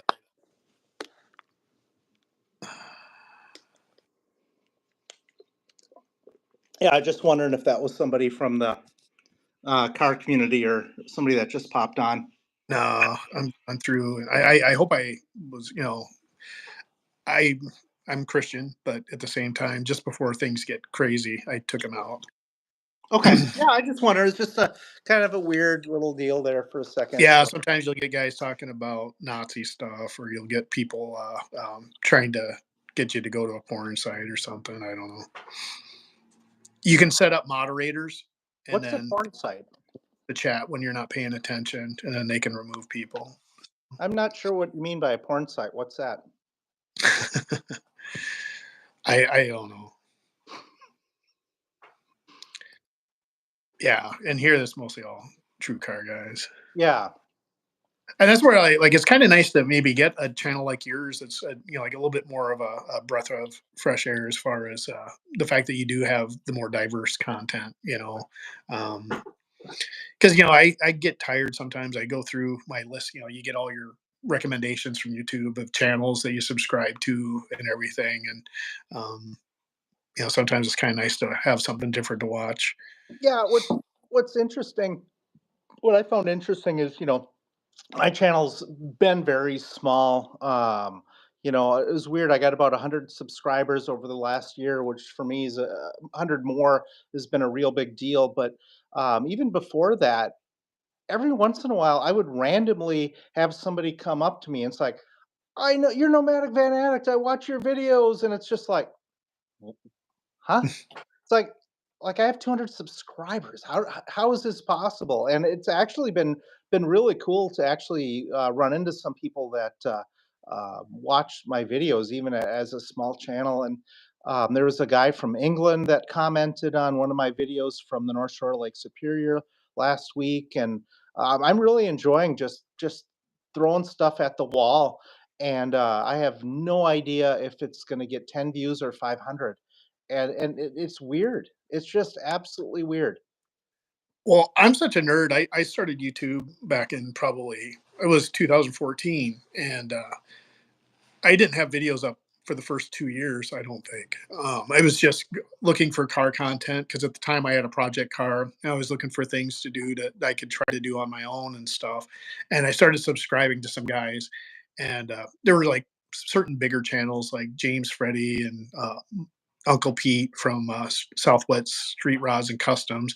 But then I found these smaller channels like Indie Me Too, uh, ASIC Eric, Mr. Fireman 164. These are some of the first YouTube channels that I subscribed to, and they were small enough channels that like when you would comment on their channels and stuff, they would comment back and stuff. And when I finally started putting up videos, and every once in a while, one of those guys will comment on my videos, and I feel like I'm like a rock star. I'm like Indie Me Too comments on my videos. I'm like, yeah, I've made it. Yeah, yeah, yeah. Because he's just one of my favorite YouTubers of all time. I'm like I've been following him for years. I would love to go and see him, and the whole Rust Ranch and everything. I mean, it's like a mecca for me would be to go there and meet him. He's just one of the nicest guys in the world, and you know, to me it means so much, but the average person's like, who? No, no, Who? it's really really cool. Yeah, It's like you I don't don't want. understand. I've known this guy for 14 years and have never met Yeah, him. yeah, no, no, I don't watch TV. I watch YouTube, Oh and I've got all my subscribers, and there's some really really really good channels with like 20,000 subscribers, and these are the people that fly drones up. They do all the yeah. editing, put the music in timed right, and what's cool is their channels are big enough where they're really good and they're making money, so they put more effort into it. Mhm. But they're small enough where I can comment on their channel and they'll comment back. Yeah. And it's just like, wow, he actually read my comment, and Yeah. yeah, I get it. It's super exciting. Do In you ever get fact, feedback from the ones that you troll? well, what's funny is I did. There's one guy that I follow and I really like, and I trolled him. I did my camping video at Cascade River State Park. I did a troll video of his channel. I don't. He's too big to probably see it or know about it, but if he comes across it, it's really funny. I subscribe to a lot of people that van camp or live in their vans or live in their cars, and these guys are always holier than thou, and the first thing they do when they get to the campsite is they go and pick up all the trash and look at how clean I am and how good of a camper I am. Mm, So I did a video of me picking up around the campground, right? But mm. at the end, kind of the tagline at the end is me putting all the trash down. Because Now was that I really think that some of these guys stage some of this shit that they do on YouTube. wasn't that guy the one that you sent me a link to his video because of the rock throwing? Because Yep, yeah, as soon as I saw your video, Kenny of all like, trades, and I I love the guy. right? I Yeah, love the guy, love his channel, and I trolled him because yeah. I'm a And troll. even the cooking thing was kind of like you a reference to cooking when you said you were going to make something and you didn't. That was kind of a parody of him too. It was. Yeah, Uh, yeah. So That's I I'm just caught that absolutely from having seen his one video, and then all of a sudden you made a video, and then I'm like, oh man. yeah, I'm and just the title of my channel, Nomadic Vanaddict, is kind of a actually it's fitting now because of all the van traveling I do. But I Mm, started the channel as kind of a troll of Nomadic Fanatic, who's this guy mhm. that lives in his van and does transmission scams and oh send me money because my transmission died and I broke on the side of the road. And And so I these kind are of people that these are started the out people my that channel they're just trolling this guy, just to amuse myself. Mhm. But now it's like I am a van addict. I've got 3 vans, so still looking on marketplace for the 4th every day. I'd love to have a van, something to go camping in and stuff. So Well, I've always got a spare, Mark. yeah, yeah. And then anytime we go camping, we can say it's for the other channel. Oh So, yeah, McMillan Cattle Company gets it. That barn find video is probably really cool. He gets 20 views. mm, yeah. Yeah, No, it's sad when you put like your heart and effort in something and it just dies, like on YouTube. When yeah, you're sitting. Oh. yeah. And And I post. I kind of wind up shooting myself in the foot because I'll like make a video that I'm really proud of. I could name like 5 of my videos that I'm super proud of, and they do good, you know. And then like I don't have any content for a while, so then I just throw up like basically a slideshow. And when I do a slideshow to music, people will check it out, but it's guys are looking for something to watch, and that's just pictures and music, So unless they're in the mood to just kind of jam to some tunes that some other guy picked out and look at pictures of something, I understand why that kind of a video might lose me like a subscriber to. Whereas if I actually like I've had a couple videos before that where it's Jeff actually working on the car and stuff, which would be something better for his channel. But I understand the difference, and I like, but it's hard to explain. So like Impossible to sometimes I'll explain. make good videos and I'll be like, yeah, I'm proud of those, and other times I put up a video and I'm like, I almost should take that down because it's and I have made certain videos private just because I'm the only one that watches them anyway, and they're just basically Yeah. pictures of my car to music. So.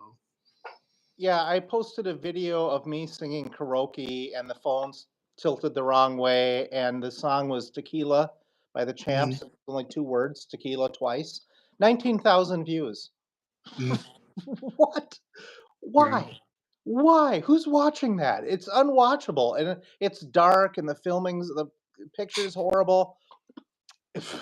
So dumb. But sometimes guys will comment on the music on my videos, and I think that's awesome because like if I could get them to buy an album from some other band that they might not have heard of, but it's even cooler if they've heard of the band because that was the other biggest thing I did in the '90s is we drove around and going to all these back when independent music was big, so it wasn't arena rock. You'd go around to all these small town bars and bowling alleys to see these bands, play. So live music played such a huge part of my growing up in like the '80s and '90s.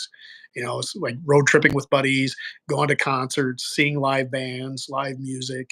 It was like, and then every time you traveled, you had your CDs, and you're playing your music. And so, to me, music and cars, that's why all my channels wind up being just that. It's the music I'm really digging at the time, and pictures of cars, which Well, that's most guys want to see people working on stuff and building stuff, which I understand. So I think my channel's really big for what it is, but it deserves to be as small as it is too.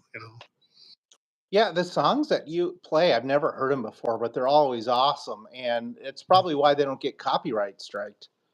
They get copyright claims. Okay. So if I don't know if like I pay for YouTube Premium, so I don't know if they put ads on any of my videos or not. I just think YouTube puts ads wherever they want anyway. If you don't have premium, I just don't ever see ads. So if there's any ads on any of my stuff, it's because of the music. Um, so if I ever were to get to the point where I could monetize, they could claim all the money off of my video. Well, you've got 1,000 subs. You can monetize, I think. Or is it No, 1,500? I've only got 2,500 watch hours because my videos are so short. Oh, okay. Look at Rooster's Restorations. He hit the algo, man. 5,000 views in a day. I don't know Yeah. what it takes to hit the algo, but sometimes you do. Yeah, I don't know what it was that day with that video of ours that I skyrocketed. know. That's I was insane. walking around in the woods getting wood ticks. That's Yeah. about what it was. Oh, but that was a blast. That was one of the most fun I had in a long time. That's why we still got to do our other adventure. Yeah, The I'm gonna take the van, my O2 Econoline down to Charleston next week. But then when I Mhm. come back, the middle of February, I ain't got nothing going on for a while, Yeah, and the it weather is looks the way it is perfect, now. perfect to I'd rather go up. do it before bugs. Yeah, because once it gets 50, 60 degrees again, the ticks are going to be out. Yeah. They were out 2 weeks ago when we had that nice weather. Wow. That's crazy. Yeah, we were pulling them off our dogs in February in Minnesota. Yeah, Jeff's yeah. I was when I first met Mopar Jeff 604, I'm like watching all these car channels where guys are building a car over like a couple of years, and you're watching them, like it's their project car, and you get the guys that start making it, and then they can have more projects and stuff. And the day I met Mopar Jeff 604, I was like, yeah, I built that car, and then I'm building this car, then I'm building this car, and within that first year that I met him, he built like 4 cars. And I'm like, holy cow. You know, I'm watching these guys on YouTube and it's taken him over a year to build a car and he's just cranking them out one right after the other. So I asked him to help me build the Belvedere. And now I know how he does it. I just don't know how he does it. Because he's like, in order to do this, you need this. In order to do this, you need this. And if you got to have this, you got to need this. I got a guy that's going to do this, and he's got the pipeline. And it's like, but yeah, it's you got to have the money for the parts. So he just made a comment there about laughing watching me spend, him spend my Right? money. But yeah, I mean, if you want to build a car, you can build it as fast as you want. It's how much can you afford at a time? Yeah, it can go as fast as you want to spend. And Colleen, But everything he said makes sense. It's um, to fit the tires on the back of the Belvedere. He's like, dude, you need the rims and the tires, so then we'll make it fit perfect instead of setting up the car and then trying to find the rim and tire that'll fit it. It's like, no, we're going to make the car fit the tires, but you have to have the tires, and then it's like, well, then you have to have this. And then, so, yeah, Colleen, Mark and I are in Minnesota, yeah. and I'll be doing a 20 some hour drive in my van to Charleston if it makes it. Fingers crossed. Lee's checking out NSB Customs. Uh, Bye, Lee. Peace. But yeah, yeah, and John's hoping Brewer makes it too, because that'd be fun as hell. T's Good Time Garage, Brewer, Poor Boys, me. It's starting to be pretty crowded in that like mid 6 range, and I think every year we all have a potential to be even faster. Yeah, somewhere on my phone I've got either that or it's in my video. I've got my slip from my 8th mile I did in Sturgis, so I'll Mm, have to let you know what that was. mm. Kind of see where how bad that is. It wasn't good. Yeah, McMillan Cattle Company's talking about Power Tour. That You'd looks mentioned, cool. yeah. I've watched that on YouTube. That looks awesome. Mm. You know what else I want to do is I want to do the Bandit Run. Okay, yeah, where they go from Colorado all the way to. It's a different route every year. Oh, okay. I thought Yeah. they were retracing the Smoky and Bandit path. Hey, thoughts about doing a cannonball and not trying, to get a time, but just to fucking do a cannonball. Who's talking about it? Like me and you. Oh yeah, yeah. I mean, I wanna do Cannonball. I wanna go out to New York and go to Santa Monica. I think that would be, and just see how quick we can do it. And, Without being like not getting a just bunch of tickets or just anything. trading off drivers and just Yeah, trying to drive. yeah. Yeah. I don't know, there's a bunch of car stuff, and now that, I'm kinda getting, to retirement, I got some bucket list stuff I wanna do. I definitely wanna do a Cannonball.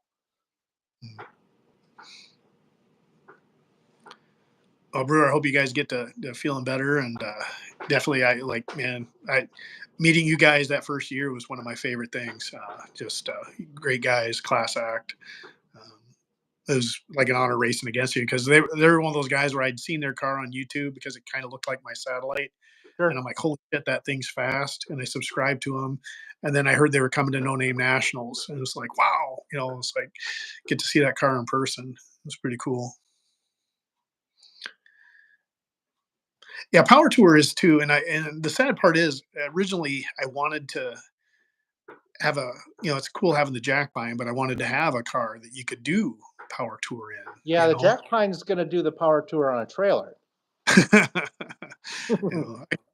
Junkyard 440 and another transmission in it and change the gear. And then I'd have to get headlights. It wouldn't be bad to have AC. Yeah, yeah. But originally I kind of thought the Belvedere was going to be a lot tamer than it's turning out to be. Um, it was going to be my power tour car, but then now it's going to be more like a drag and drive car, where you do like a drag week kind of thing, Okay. because it'll be able to run on like a pump gas. It'll idle easier because it's not going to have a radical cam like the Jack Pine.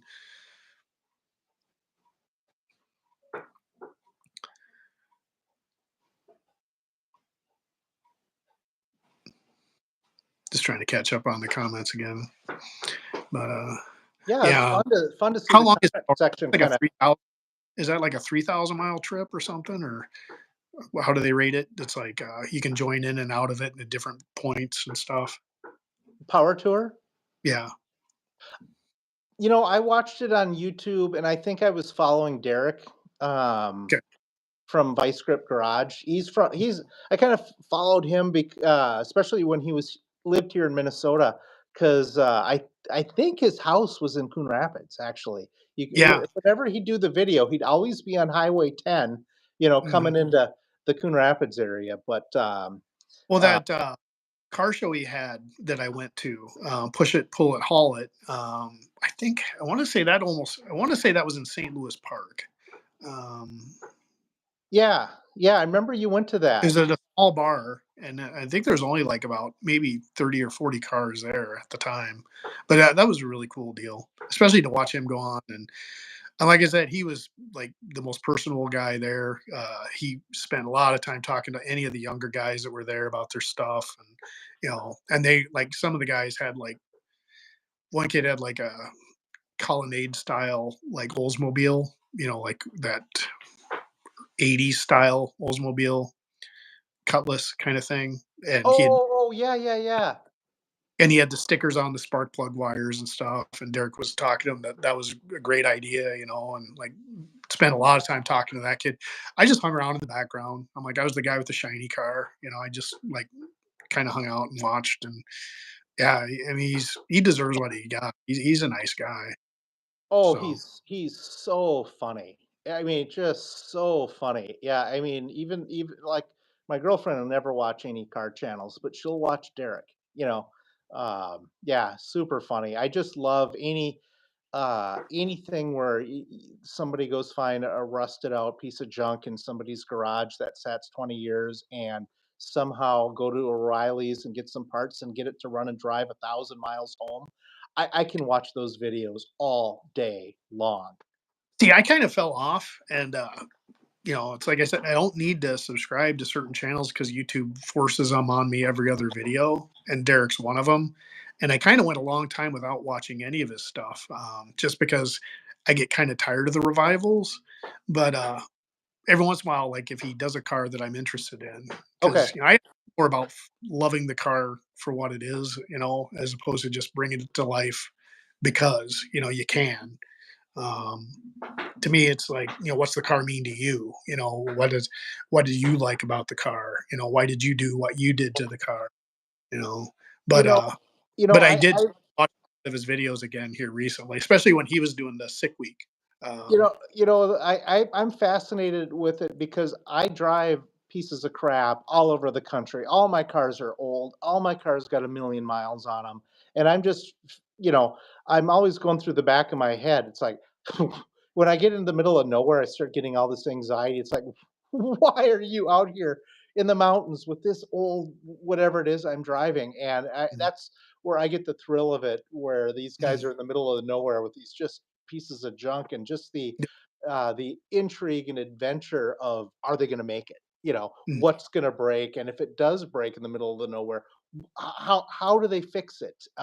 mm. Just overcoming those obstacles is what kind of tickles my fancy.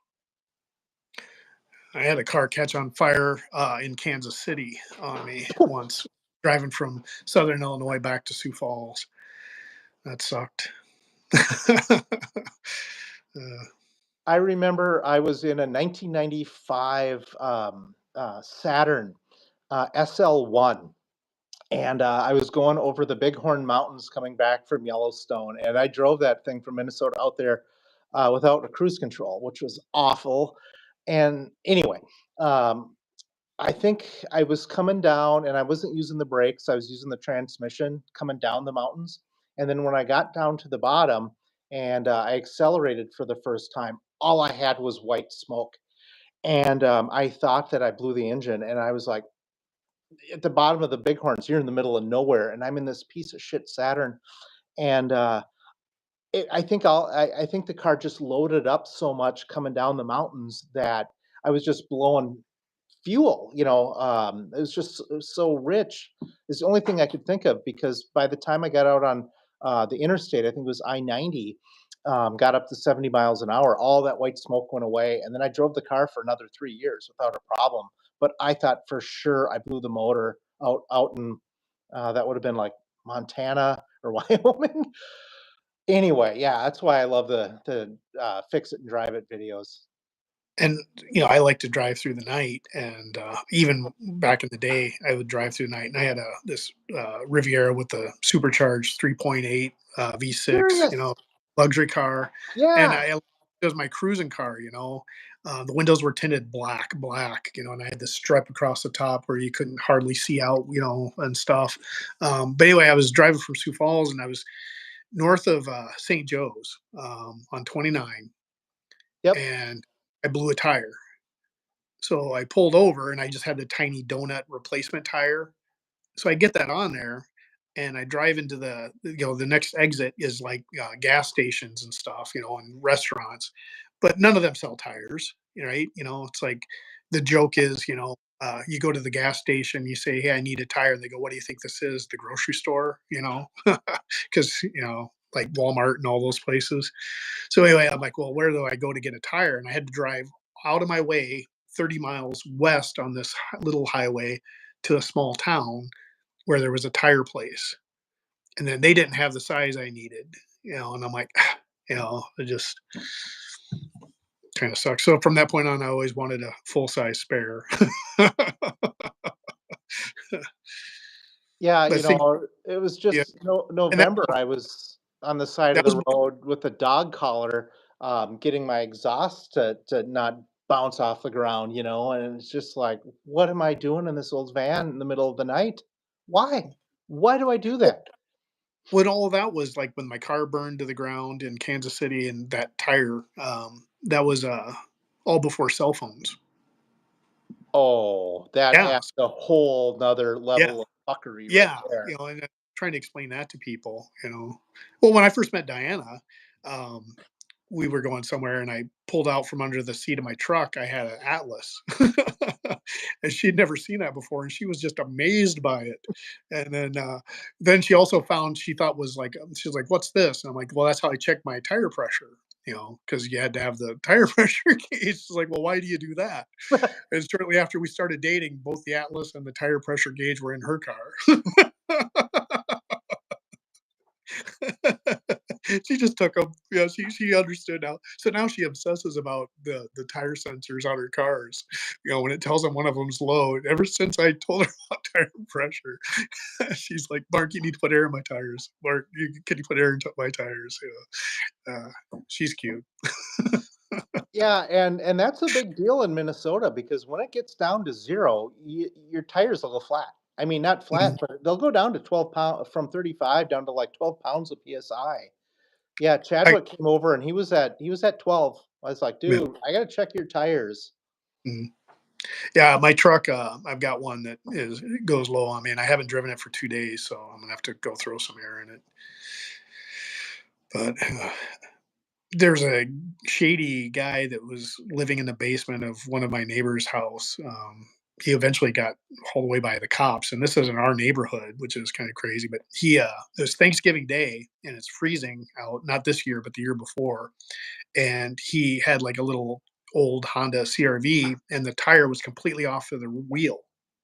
Well, he backed it up with the wheel, like the tire going like that all around the wheel, and pulled into Oh, my driveway. He rings my doorbell, and oh, I'm nice and warm inside, and it's like 45 below outside. And he's like, "Do you think you could air up my tire?" And I looked over, and I'm like, "No, I can't." He goes, "Well, you have an stop air the compressor." rim. And I go, Stop the "Yeah." rim. But I'm like, I can't air that up." And he's like, "Well, can you even try?" And I'm like, "Well, I'll show you I can't do it." So I go there, I'm like, "There's nothing," and it's like I stuck it on there. I'm like, "See?" And then he was mad at me. And I'm like, "Dude, you came over to my house on Thanksgiving to ask me to do an impossible task out in the cold, and I didn't just turn you Oh, away at the door, and now you're mad at me." Like, what an ass. but I was like, "Dude, that you can't air that up." Well, my snowblower, that same thing happened. So the tire popped off the bead, so I had to bring it in, warm it up, put soap around it, and get it to pop back up before I could get it there up. You know, yeah. But yeah, my truck, I got to go put. I think I'm down to 23 in one of my rear tires. So Where's that old Dodge at? that's out at Ryan Barsness's farm right now. Yeah, and I could go right there and it'll start. And I've never put a different battery in it or anything. It Nice. just starts and runs. So there's And, no drain on the yeah, battery? yeah, and it's just going to blow smoke out of the back and leak from anything that can leak. The power steering box is completely pouring out fluid. I think the pinion seal on the back is leaking. The engine leaks. It's like it's Sounds the most amazing truck that'll run forever, and yeah. it's fun to drive, and it drives smooth, and I love everything about it except it just pours out all of its fluids all over the place. So that could be a power tour car, man. Yeah, yeah. That's kind of the Absolutely. goal. Is like if I get Cullen, the guy from 111 Customs that I did he put the engine in the jack pine for me.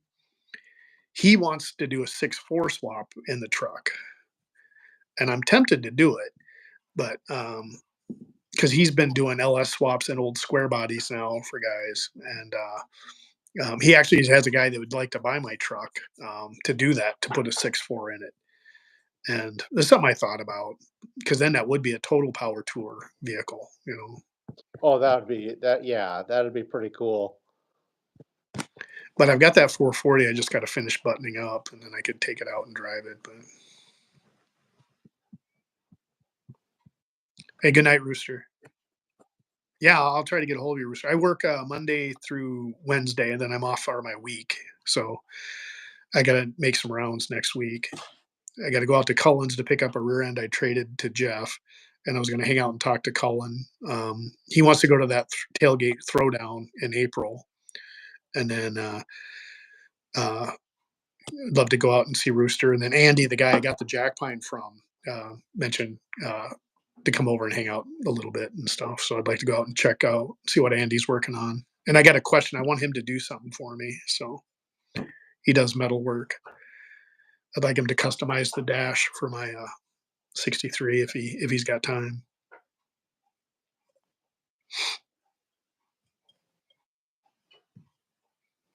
But one of the things they talk about on these live streams, Andy, is you kind of go through different waves of people, um, like people that start off in the chat, and then people like that join in later on and stuff.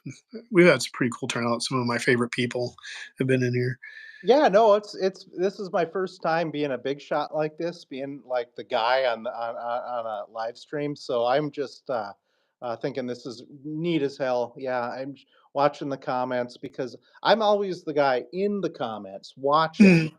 So this is the first time that I'm the big shot, and I'm loving every second of this. All right, Chris. Good night, man. But yeah, yeah, it's a lot of fun, especially if you pick the right night and stuff, where people don't have to work the next day. It Yeah, is so again this is later Sunday, than you work and too, so it's funny how the time will fly. And it is important, like to go back and read through the comments, and sometimes you get to. For me, I like having someone else on here because it kind of helps the conversations flowing. oh Um, yeah, you've done but them I where just it's just you. I myself, can't imagine that.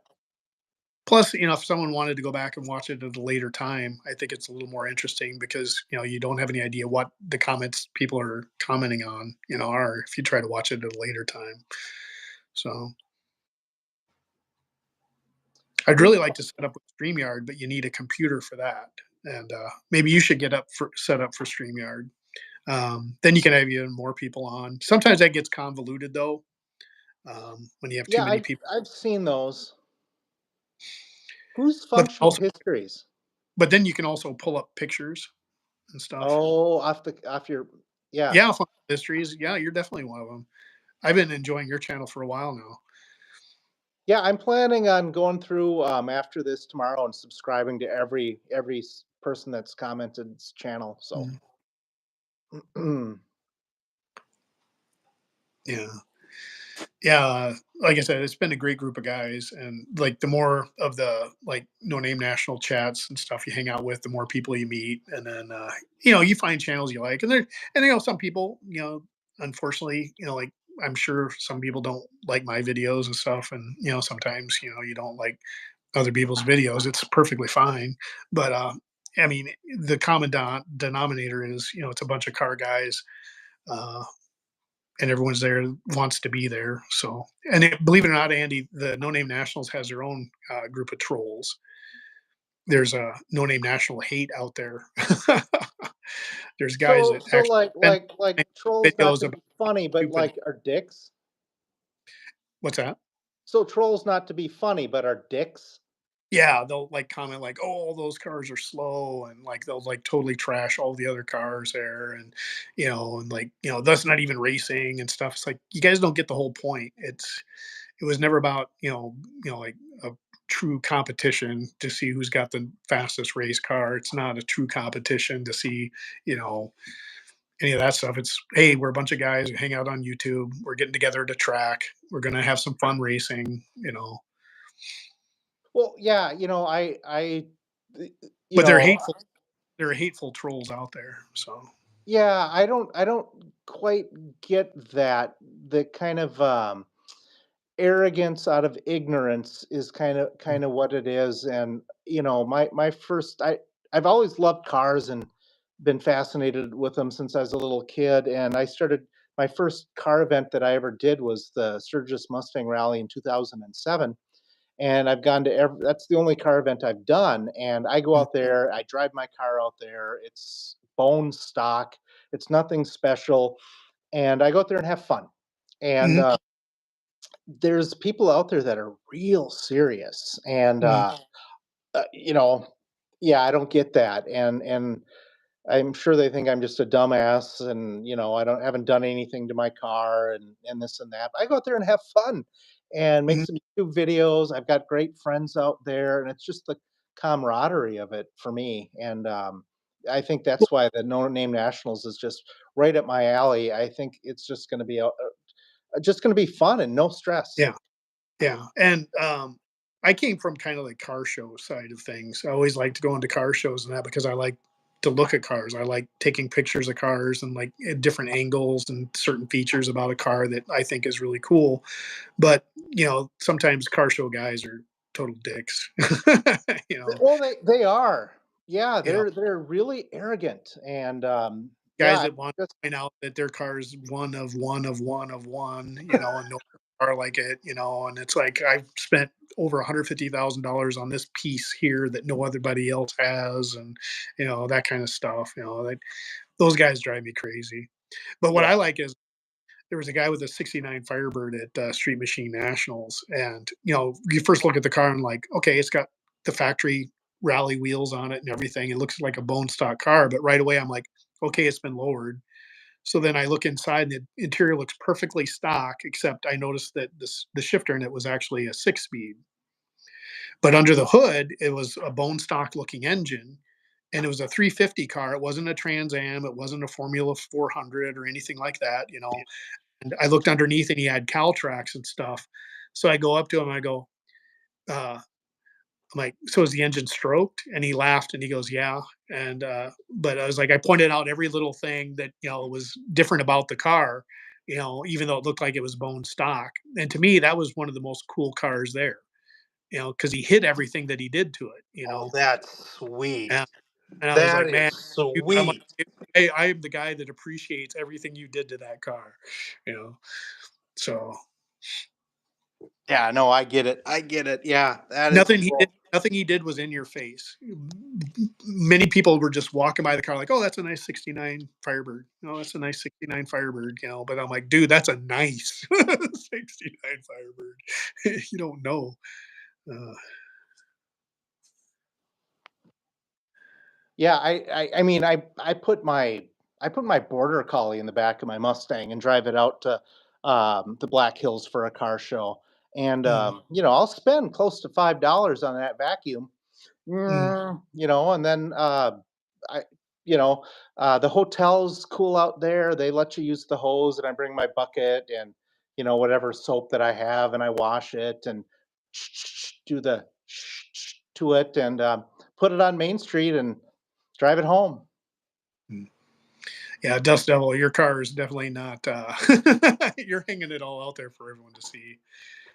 He built kind of like a '70s street freak duster that's got the big tires sticking out and the tunnel ram sticking through the hood and everything. It's a pretty wicked car. And Sounds you know, wicked. I'm sort of more toward the car show guy than the car build guy. And you know, I don't mind that. Like I said, I'm learning to do a little bit more hands-on stuff, but at the same time, you know, I got no problem being a guy that you know, I have the Jack Pine Savage. I didn't build it, you know, but it's a cool car. Yeah, And it's a then cool the car belt, that you're the caretaker of. yeah, on the Belvedere, I've had some hands on it, you know, and I'll have more hands on it. But I mean, I no way I could say that Mopar Jeff 604 did not build or is not building the car. Um, I never Hey, try to hide the fact, you know.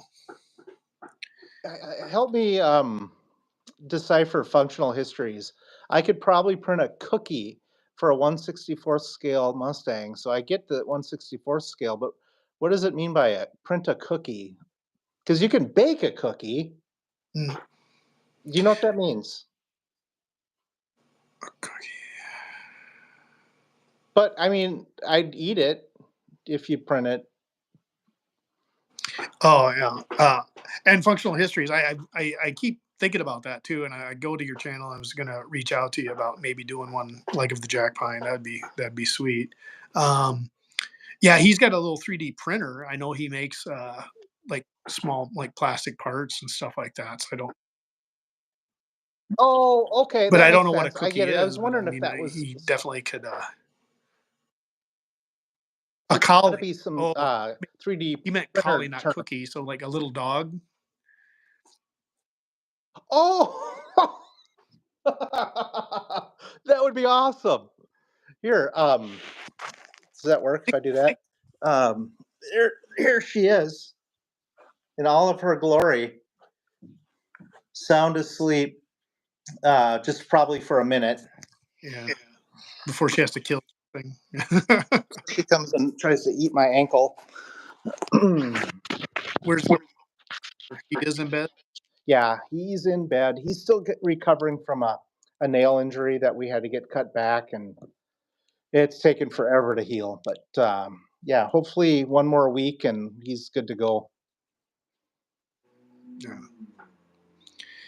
Yeah, Dust Devil. I've never been a numbers matching restored guy. I've always been a day two guy. I've always wanted. When I was a kid, we never had GTOs or Roadrunners or those kind of cars in our parking lot. We always had the satellites, the Malibus. We had the family version of the muscle cars that guys would get and try to fix up. And the first thing they did was, of course, mag wheels, 6x9 speakers, you know, and then just would go from there. But you know, Remember, never we're matching at the, pack Roadrunner or any of those kind of things. Even back then, those were rare cars. what's cool is you and I are about the same age, and can you remember back in the day, we could have bought all the 70 Chevelles that we wanted for $300. They were rusted out, but they were drivers. You know, Yeah, we could have bought 442s and I uh, used to joke. I used to joke around. Camaros and Well, most of the cars I bought were around $1,500, and if you bought a $3,000 car, it better be nice. It had to be. You'd go through that car with a fine no, tuned comb, tooth I comb. remember I was gonna buy a '74 Camaro, with a four-speed. I think it was a four-speed with the I Mhm. think it was that straight six. Was that a 225 or, um but I was gonna buy that for $700 back when I was 17 years old. I remember there was a '70 Chevelle running and driving for 300. There was a 442 for 500 bucks. They're all rusted out, but they're drivers, you know? Mhm. This Yeah. man, just thinking about those old times. I Well, the bought my 70. '74 Monte Carlo for $500. Yeah. Yeah, I bought my Firebird, my first Firebird for $1,500. I bought my Trans Am for like $2,000. And then let's see, my GTO, I think I paid $1,500 for it, but then my dad and his buddy Roy rebuilt the engine when I was in basic training. I just sent him the money home. And then I sold that car for what I thought was $1,000,000. I sold it for $3,500. But that car was originally blue and it was red when I had it, and it had rust starting in the rear wheel openings. Yeah, Dust Devil. Dust Devil's he lives around St. Louis, Andy, and he's got a car at my friend Ryan's house that was his first car he ever bought. It needs to be rebuilt and stuff, but it's fun that he found his first car. He's saying he's going to be up here around Mopars in the Park, which I think is the last weekend of May. So he'll be up here. He sold Word. it for bucks. Yeah, yeah. No, I remember having, I remember buying a running, driving Datsun 210 hatchback for $100 back in the day? I bought Um, a LC for $25. My Sweet. friend, my friend Keith, I had I think I had my GTO at the time. Um, my friend Keith had it, and we gave him shit about it. It was silver, had the front flip hood, type thing. But he got drunk and he crashed it. He went into a cornfield, but then he hit a tree, so the whole front end was smashed. But it didn't puncture the radiator, and the car still drove. And the front end was just mangled on it. So he was joking that he goes, "Well, can I?" He goes, "Like, well, I probably couldn't even sell it for $25." And I'm gonna go, "Yes, you can." And I handed him $25. So then we took it over to his house, and his brother Don was always working on cars, so we were like hammering on it with hammers and stuff because the hood opened this way. Well, it was bent and cocked up, so we hammered the hood down, drilled a hole through it. His brother welded part of a bolt so that we could put the whole get that hood down and then use a wing nut to hold the hood in place. And then we went to like Lewis Drug and bought blinkers and a busted out Monte Carlo grill, and we like duct taped the Monte Carlo grill. We didn't have duct or I was gonna say zip tie, but we didn't have zip ties. It was baling twine. We used baling twine or as the wire, um, and we wired the grill where it was in place, and then we had the blinkers and then headlights, and the whole front end was just wrinkled and stuff. And I always called it my birth control car, you know, because whenever because whenever I drove it, girls would not look at me at all. They wouldn't make eye contact or anything. Oh, I was like, absolutely. "Hey," they're just like, "Nope." Hey, Ryan's in here actually. At Backwoods Performance. See, we're getting a whole new crew of guys now, Andy. Yeah, Uh, and cattle you got company, 14, he's got 9 project cars. Can you imagine, when he's, like, 30 and he's got his own place and he's got a little bit of land, he's gonna have a car lot, man. He's got the bug. So what I was talking about, it's like, is Gen Z gonna be part of the car culture right there? There's people, the young people are still into this. That's awesome, cattle company. Ryan is in his early 20s, and then these Backwoods Performance kids, they're in their early 20s too. So they're young guys in the whole crowd. Cool, that's awesome. And when we were at No Name Nationals, Hunter and Dakota um, drove like their Pontiacs all the way there. One was a 75 Trans Am, which was pretty wicked, and the other one was a 4-door Star Chief, but it had a Cross Ram 389 in it. It was really cool. So yeah, like watching that happen, that's really cool. Seeing younger guys in the cars. Functional Histories 22 project cars. I think you're a that's yeah, I think we at some point you must cross the line and where you're a hoarder. And once I hit 10, I got overwhelmed. I couldn't. I had to get rid of one. And now that I'm at 9, I feel it's manageable. 22. That's Well, a car lot. he's the replica car guy, the guy that builds the replica Yeah, yeah, yeah, model. yeah. Okay, okay. So I think he was saying that because I don't even think Ryan Barsness has 22 cars. But yeah, that's my biggest thing is like between my truck, the Jack Pine, and then the Belvedere, storage is probably my biggest Yeah. expense in the house. That and renting car trailers. I mean, my biggest expenses are things that I need to get a trailer, and yeah, just finding places to keep stuff. Yeah, I'm gonna end up losing my storage garage in Freeport probably this summer. So luckily I got 2.5 acres, but I'm probably gonna have to sell a few, and I don't want to sell any. But Yeah, I'll probably have to let a van go. I probably have to let a one of my rice burners go, but get down to mm, 7. yeah. But I get down to 7, then I'm gonna have that money, and I'm gonna go find a C4 Corvette and drag that home. And I'm gonna get a pair of New Balance, shoes, a pair of shorts, and I'm gonna be the frickin' king of Livonia Township. Yeah, you're gonna go to all the cars and coffees.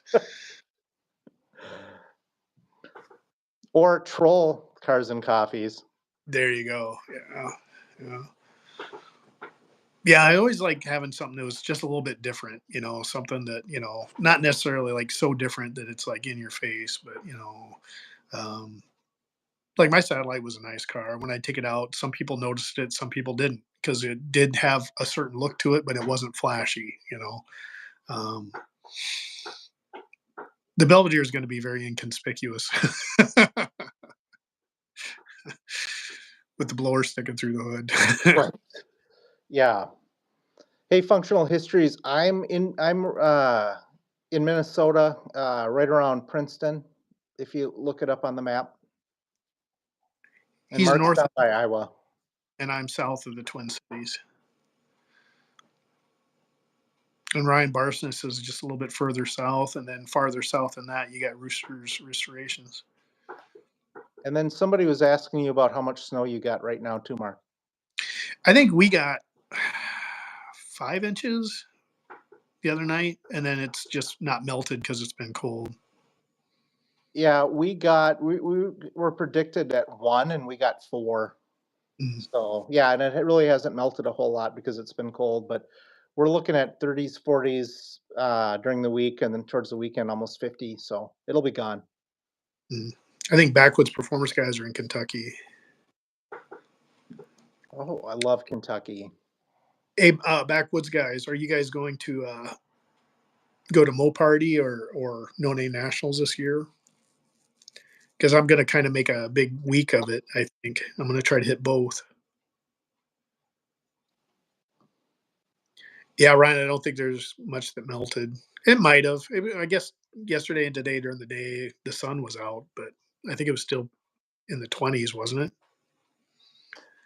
Today it got up to the upper 20s up here. So, Oh, cool. A D50. Those would be, I'd like to have one of those little trucks. oh man, you can't find a little truck anymore up here in the north. They are gone. And like right now on Marketplace, there's a clean, I think it's like a 1996 Ford Ranger, just Mm. base model 5 speed, which is what I want. They're hard to find. Just regular cab. It's 8 grand, but it's the only one. There's Yeah. one clean one on Marketplace, and it's $8,000. So yeah, you just can't get a little truck up here anymore. They are gone. And all the F-150s, the 90s F-150s, they're all rusted. They're just, yeah. So backwoods, my plan right now is I'm going to bring the Jack Pine Savage to Mo Party. Um, I want to race with um, Bobby Hill. I keep want to say Bill, but Bobby Hill. Well, Bill. Anyway, yeah, I want to go down to Mo Party, and then I'm going to go from there to my mom's in Southern Illinois, and then to No Name Nationals. So I'm going to do both too. And I'm probably just bringing the Jack Pine.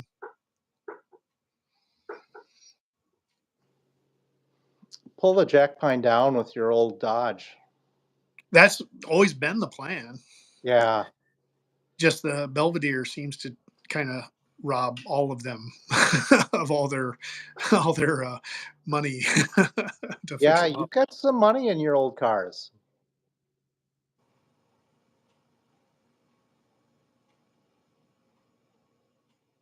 67 Belvedere with a 440. Yeah, I'll race them. I'm hoping it'll be a little faster this year if I get to the track and we work some bugs out.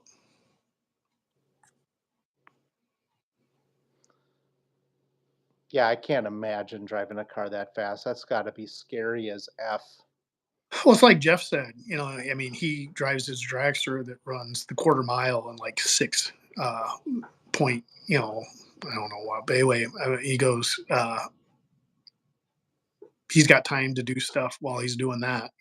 You eventually get kind of addicted to it or like used to it. And the going down the track part doesn't scare me. It's always the all the pre-staging stuff ahead of time that kind of wears on me. And then once the car is going down the track, it's just fun. And then stopping.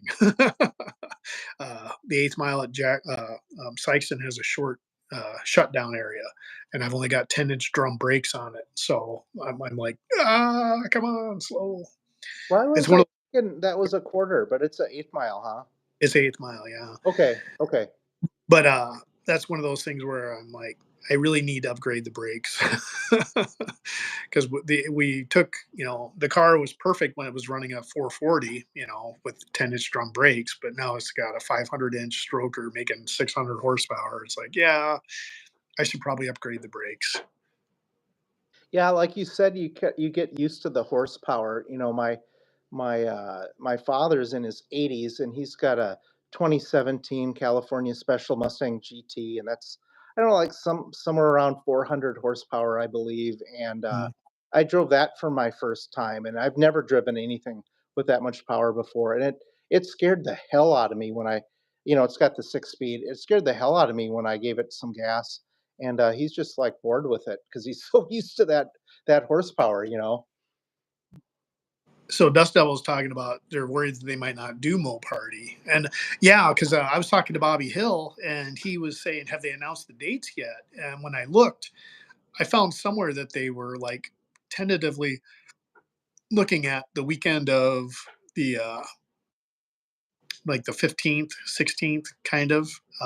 And if that's the date, then I definitely am going to do what I'm going to do. But um, yeah, they haven't officially announced the date yet. But I found it somewhere, and I sent that to Bob, and I guess I haven't looked to see if those are like they're nailing those dates down. Because yeah, it would suck if they didn't have it. I don't know why they wouldn't have it if they're having LS and the Ford Fest already. Cattle company is making me laugh. I can't wait to subscribe to that channel. Yeah, I like those old farms. Well, I grew up playing in my uncle's junkyard, and he always had those big old farm trucks. He would actually buy. He one time he bought all these used Pepsi trucks, and he had them on his field. Like you'd be driving up to his house, and you came to the field first, and it was just nothing but Pepsi trucks, and everybody gave him shit about it. Like, oh, he's an idiot buying all those Pepsi trucks, and they're teasing him about working for Pepsi. Well, he started pulling all those beds off of them, and then the farmers are like, oh, okay, we could use those trucks. So they started buying the trucks from him. And then later they were looking at those slider doors that you open on the sides and stuff. They were great for storage. So then he wound up selling all of the beds out of the back of them too as like storage sheds for people. And Oh, he made perfect. all of them. Yeah, yeah, that's pretty ghetto, but it's perfect. Yeah. Um, But it's actually the name of his business in Southern Illinois is Johnson Truck Sales. And he's out of like North City, Southern Illinois. And he mostly sells old trucks and parts. And so he always had old semi trucks. He had old grain trucks, uh, um, buses, all kinds of old vehicles out there. you The know sad that part, did a walkthrough 2 years ago or a year ago, and most of the goats have like caved in the roofs of all cars that are out there. There was like a 69 Firebird out there, and there's a 69 Satellite. There's a 68 Impala 4-door hardtop, but all of them, all the roofs were caved in because of goats, and he didn't have anything like savable that I saw out there. that reminds me. It gives me memories of grade school. I lived in a trailer park in Blaine, Minnesota, and on one side was a drive-in, and on the other side of the trailer park was a junkyard. John's Auto Parts. I don't know if you ever remember that from back in the day. It's gone now, but we'd go under the fence and we'd just hang out in the junkyard. Mm, And but you didn't want to go in there on the weekends because they actually for real had junkyard dogs, mm. and we found that out, and we got out of there with our lives, man. But that was so cool, just walking around an old junkyard, man. When you're, whatever grade you are, whatever, however old you are in your fifth, sixth grade. Mm.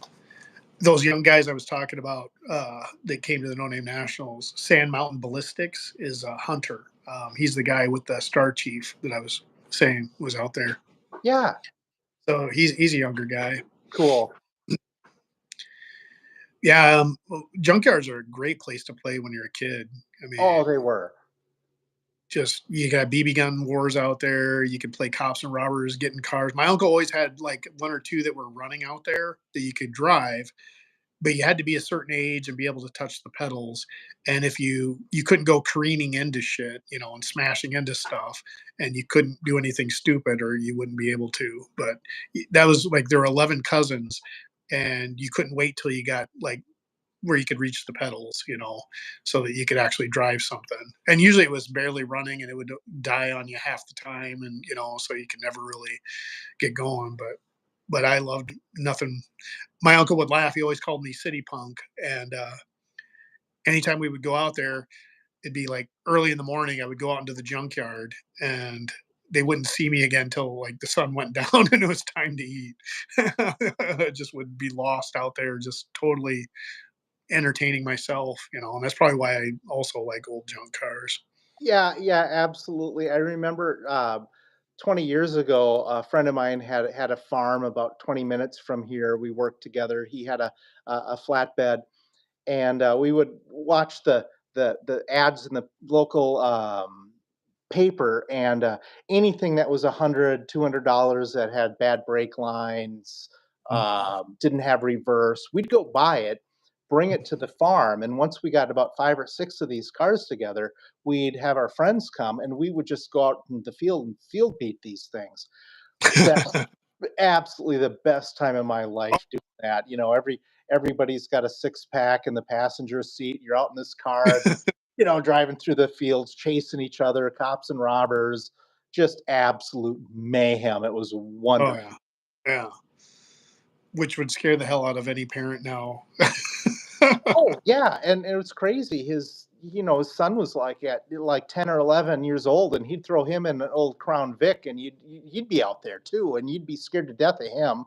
Mhm. One time he was chasing me. I was in a Ford Escort, and his 10-year-old, 11-year-old was in a Crown Vic, and I was swear to God, running for my life, and my brother was shotgun, and yeah, if he would have caught us, he would have rolled the car over, and I'd have been Yeah. dead. But that's what we did, and it was awesome. Hunter scored a tri-power, which is awesome. He's a Pontiac guy, so Pontiac tri-power would be pretty cool. Yeah, I'm I'd love not sure what that is, Mark. It's got to be three like two. a carburetor thing. Yeah, three two Yeah. barrel carb. Yeah, Oh, serious? That is sweet. yeah. He's got two 4 barrels on his 389 and his Star Chief now, but three two be sweet. What? Oh, that would be cool to see that. It'd be cool to drive that. Mhm. Yeah, my uncle's got two wrecked D50s out in his junkyard.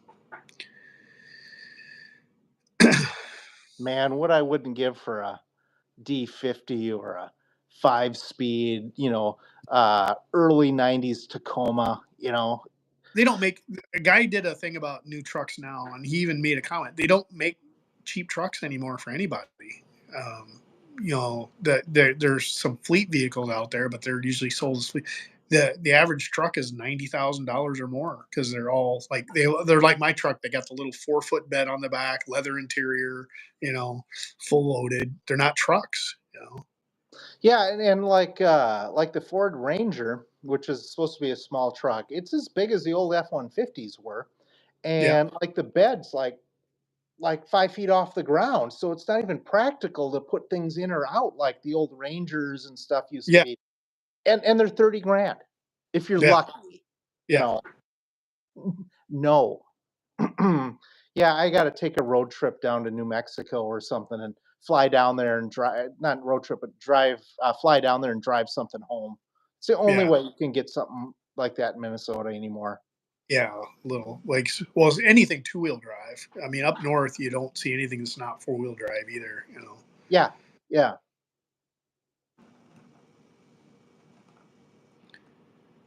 The new Ford Ranger is a rebadged F-150. Yeah, Yeah. absolutely. Yeah, totally. Oh man, I remember the Chevy Loves. Well, Yeah, like even my Chevy, I had an it's '85 El Camino with a 4.3 in it, and I drove that out to Colorado to go skiing, and that was pretty sweet. yeah. I put a Well, like my topper on it. That's right. I found a topper for it for this '85 El Camino, and I camped. I slept in that thing all over the place. mm, Yeah, it was like a little camper for me.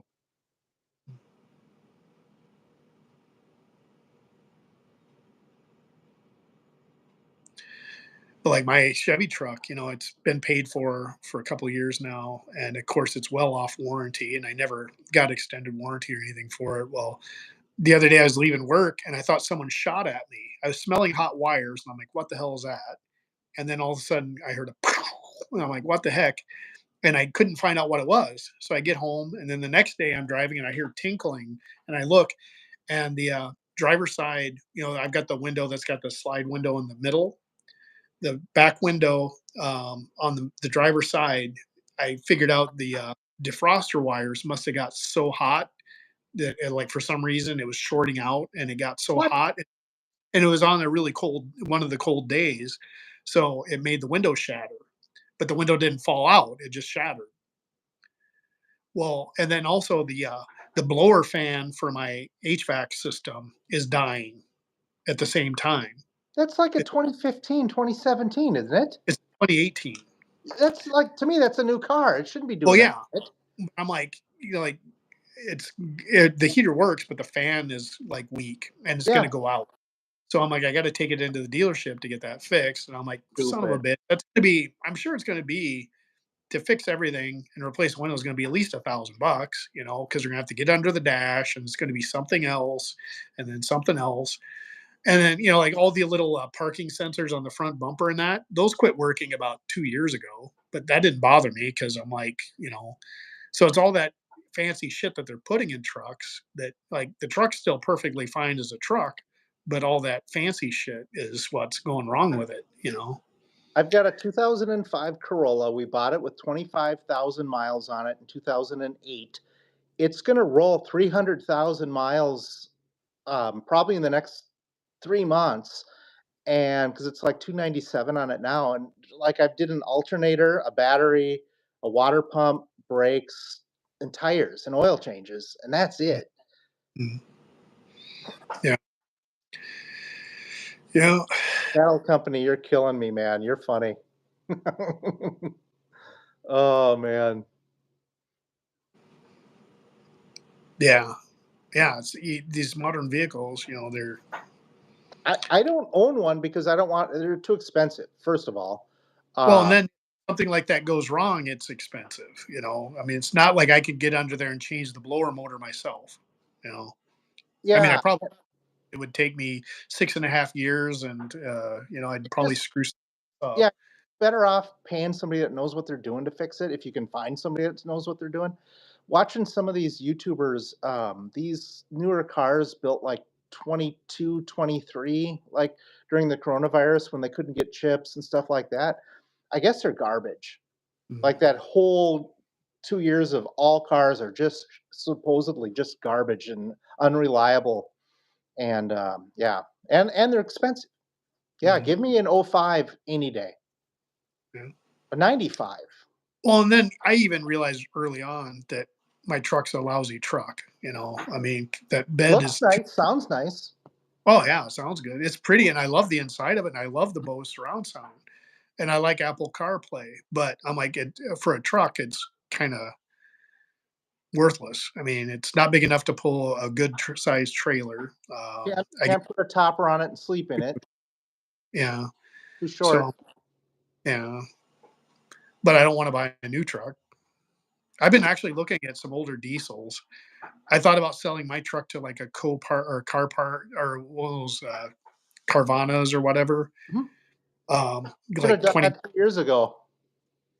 sell like Carvana for like 20 grand and then take that money and buy like an older like diesel truck or something, you know, something in the like early 2000s.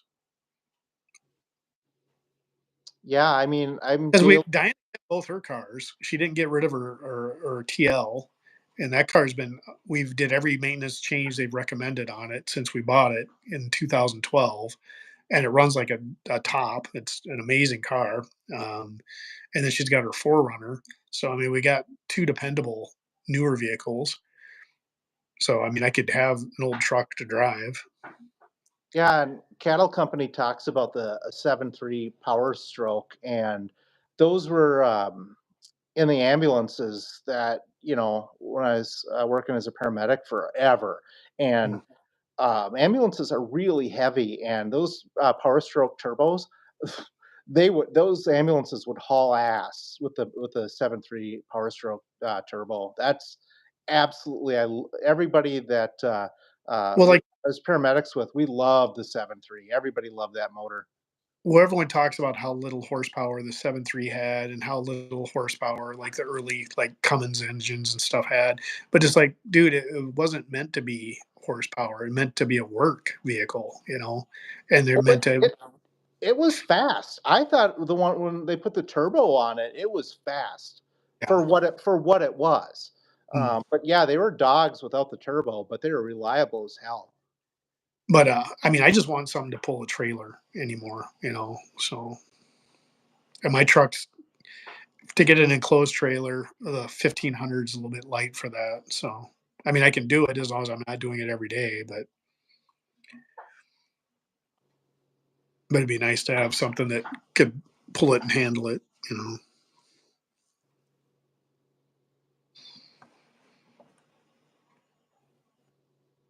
Yep, same thing. Well, like my Dodge truck with that 318, that engine purrs like a You're kitten. killing me, Cattle Company. And it's got the granny gear 4-speed. I mean, the truck, it's a 76 and it fires up anytime I go out there, even though it's leaking oil and burning oil. It'll start anytime I want it to. It drives, it's leaking, but I mean, the thing is still indestructible. That's what I love about the truck.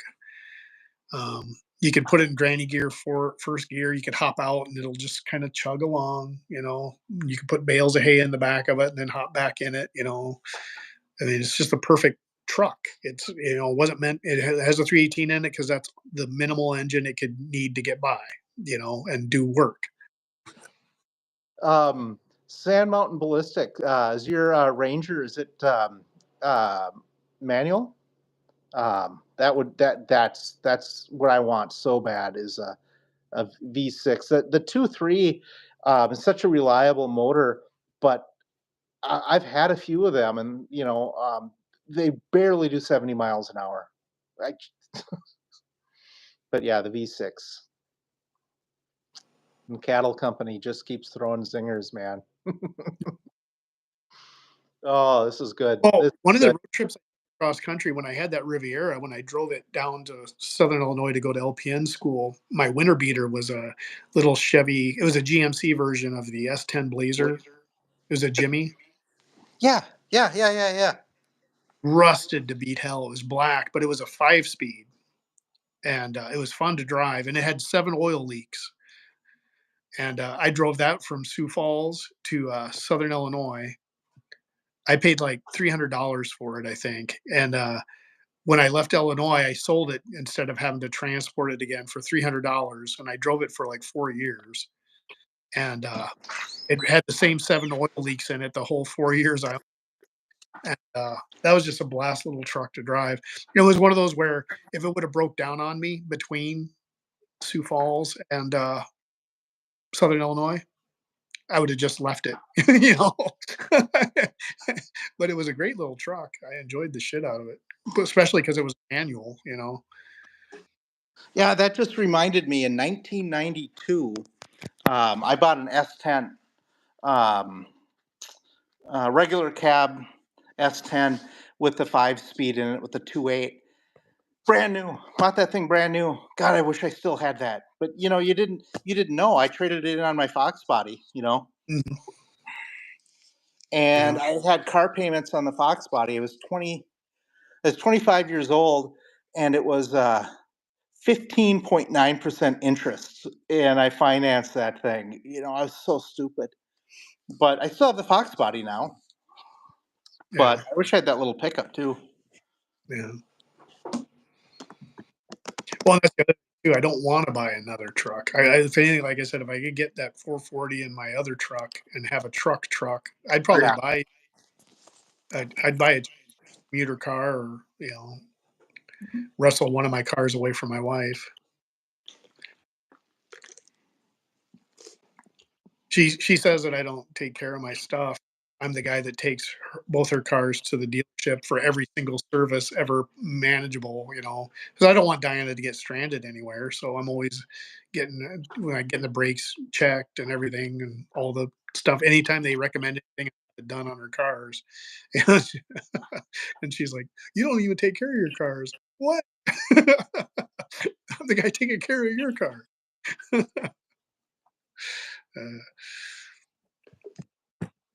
She's a car girl in her own way. Yeah, she is. She likes In a princess way. Yeah, she loves speeding in her like her Acura. She's always doing 80 miles an hour. And she loved it when I tinted the windows on it. So as soon as she got her 4Runner, she wanted me to have the windows tinted on it, and she wanted limousine tint all the way around. And so I did it, except for the side windows, but they're not legal. And I told her, if you ever get pulled over, whether it's raining or snowing, you roll your window down before the cop comes up to the window. And then I put the strip across the top because that's illegal in Minnesota too. But she wanted it. And then she was excited when I told her I could black out the trim, like all the emblems and stuff for her. And then I even bought the TRD 4Runner roof rack I got to put on it for her. And then she wanted mud tires on it, like I had a red truck, my old one. And then she's always complaining because they make too much noise and they vibrate, and she thinks there's something wrong with them. Nope. Yeah, that was your Dodge. Yeah, the old red Dodge, yeah. She Mhm. wanted mud time like I have on my truck, which are like, all-terrain radials, and she, "No, I want, like, on your red truck," and I'm like, "Alright." So, if you look at her tires on that, they're really aggressive mud tires, but, she goes, "The wheel kind of vibrates when it's going down the road." I'm like, "'Cause the tires are knobby." Yeah. And she kinda makes a funny noise for a while when I first drive it because the tires heat up. You know? Yeah. She was gonna buy a TRD, Pro, but I'm like, "You're never gonna take it off the road, and you're gonna pay 10 grand for all these fancy bells and whistles that you're never gonna use.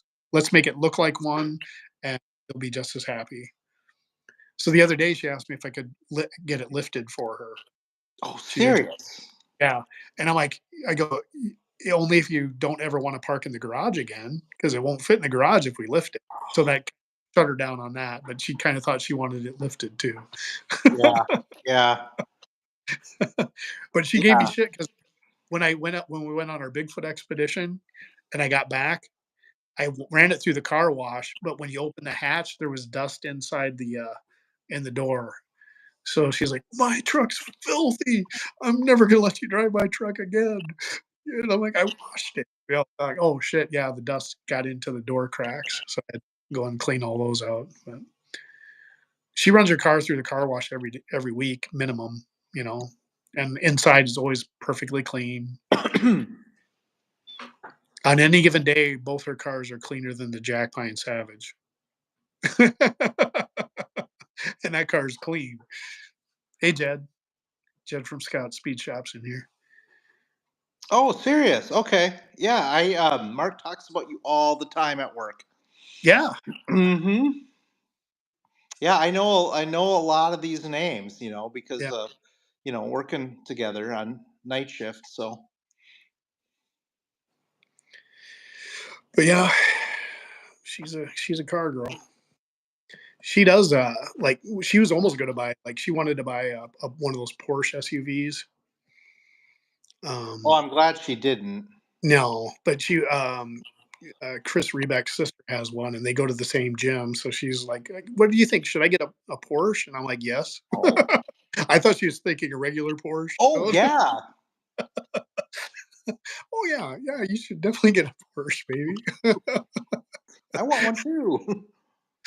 Uh, she was looking for a Miata there the other day too. She thought she'd like to have a Miata, and I'm like, "You realize Mhm. you're?" She used to give me shit because I had like two vehicles, you know. Well, now I've got like four, but anyway, now she's got two, you know. And then she's thinking about buying a Miata, like a little sports car to drive around in the summer with the top off. Like, so, Yeah, I've watched some YouTube videos on Miatas, and they got to be fun as hell, mm, especially with a 5 speed in them. I Probably 10 years ago, I came across a Del Sol on Craigslist for like 2 grand. It had the single cam. I think I don't remember what motor it was, like the 1.8 single cam. So it wasn't the fast one, but it was VTEC, whatever that means, and was the automatic.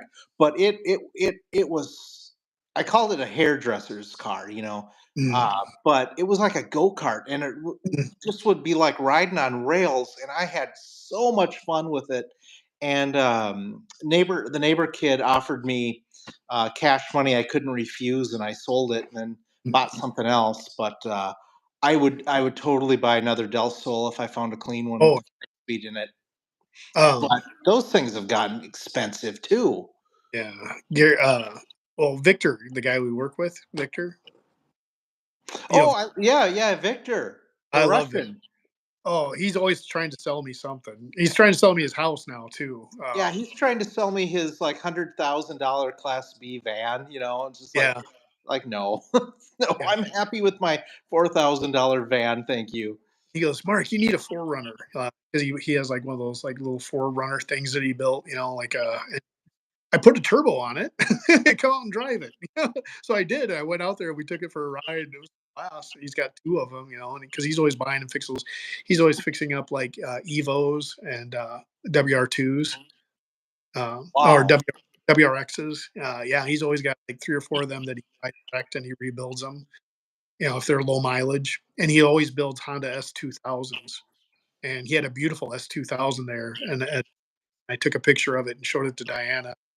She liked it, but she didn't want to spend that kind of money. But he's got a really nice place south of me. It's almost on a lake. The house is beautiful. I think Diana would love the house, and he's got uh, a shop, radiant heating, blown in insulation. It's got a lift. It's got like an office area. And, yeah, it's a great place. I Yeah, think I think between me, Diana, and her sister, who's a farmer who lives with us, we could afford it. yeah, and he's got. Did you see the big cement or lion statues that he has? You know, those big statues that you'd put at the end of the driveway of an expensive Oh, house. You saw dude, those? yeah, yeah. He's been trying to sell me those for $6,000 for at least 10 years. He goes, "Those would look good at the end of your driveway," you know. And I was like, "Yeah, they would, but man, 6 grand for a cement lion." But yeah, Victor he's got everything. Victor's sells everything too. Yes. If it's not moving and it's at Victor's place, it's for sale. Hmm. Yeah. Yeah. What do you think of that shrub there? Well, it looks like it's happy there, Victor. What? You need that shrub. I'll sell you that shrub. Yeah, you're busy at work and you're walking down the hallway and he stops and tries to sell you shit. You know, it's. I just love uh, the guy. I've And, gone out and there. he never sells you anything cheap. Everything's like thousands and Oh, thousands of dollars. he's got other property around the country and stuff too. Victor's set. He's a smart man.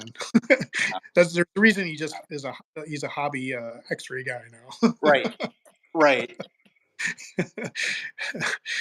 That's one of those came to America and took advantage of everything he possibly could. He's got the education. He's like built everything. He's you know, wheeling, dealing, living the dream. Yeah, I know. You talk to that guy. He's smart. Oh my God, yes. We were sitting Mhm. there talking to me, and yeah, yeah, I love going over to Victor's. But it's also cool seeing like that import world because over there, you know, that's what they had. Were those kind of cars, rally cars, and like the little hopped up imports and stuff. They didn't have the big muscle cars. And to him, like the older muscle cars are like, why would you want that? It's kind of archaic technology. you know. Yeah, yeah. To each their own. Yeah, yeah, but that's what he grew up with. Like I said, it's like Yeah, my dad liked the Tri Fives. His dad liked the Model Ts. It's what you grew up with. yeah. I'd never buy an EV. You know. Mm. No, I was thinking Diana might want to buy one when she said she was going to look for a car because almost everybody we work with, that's kind of what they talk about and stuff. Probably. But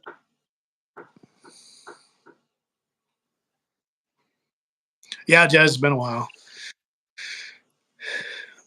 I really haven't been doing much either. You know, Basically, I work and sit home and watch Netflix. That's my life. Uh, but yeah, it's like when you like at work, everybody talks about trips and traveling or sports, and I don't know how to talk about any of that stuff. So You know, when the Minnesota North Stars left for Dallas in 1993, that's when I quit watching sports. But yeah, well, so I, I, I'm kind of I was into it for a while. You know, I went to the World Series in 1987. Was a Twins fan. I mean, the Vikings are just horrible, and that's a love hate thing for everybody in Minnesota. But yeah, I don't do sports anymore. yeah. I was gonna say when I first moved to Minnesota, me and my buddies would go to Twins games, so I followed them then. But when I was a kid, we lived around St. Louis. That's when the Cardinals left. You know, so you're like, well, shoot, your team doesn't give a shit about you. They can just up and leave. You know, Yeah, I remember in '91 the Twins went to the World Series then, and you could get nosebleed tickets at the Metrodome for $3. And I went to a ton of Twins games. if you rode your motorcycle, there was free parking in front of the Metrodome, or it was $1. I mean, and I went to a ton of Twins games, and that was fun, you know. So I miss it in a way, but I could care less about anything. I didn't even. I slept through the Super Bowl. I didn't care. Mm. Yeah. But yeah, like until I met like Victor, you know, and then you know you're kind of into cars in your way and stuff. Like I'm like nah, you know. And then the only thing people know about cars and me at work, they're like they'll ask me how to fix their cars. I'm like, you know, first of all, if you know I don't know how to fix cars, and then second of all, it's like I don't absolutely don't have any idea about new cars, you know. So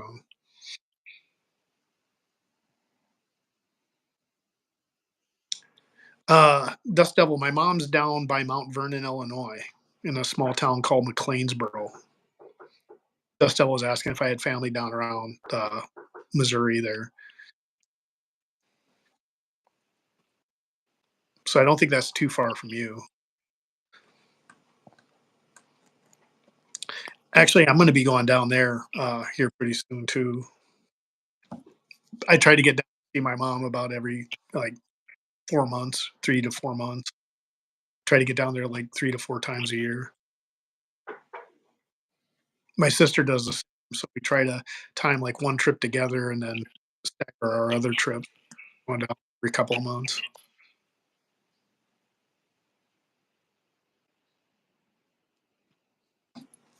From here, Dust Devil, I forget what town you're in. You're near Granite City or something, aren't you?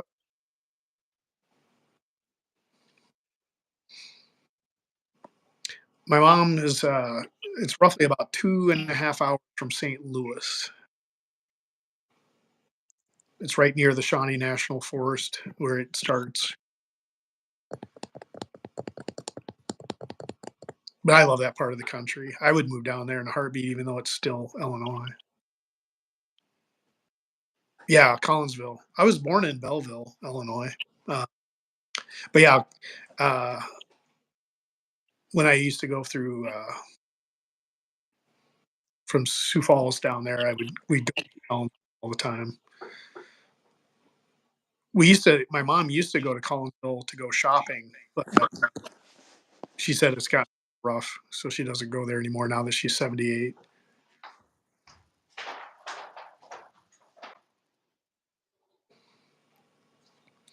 But I'd say in the next 2 or 3 weeks, I'm probably going to be going down to Southern Illinois.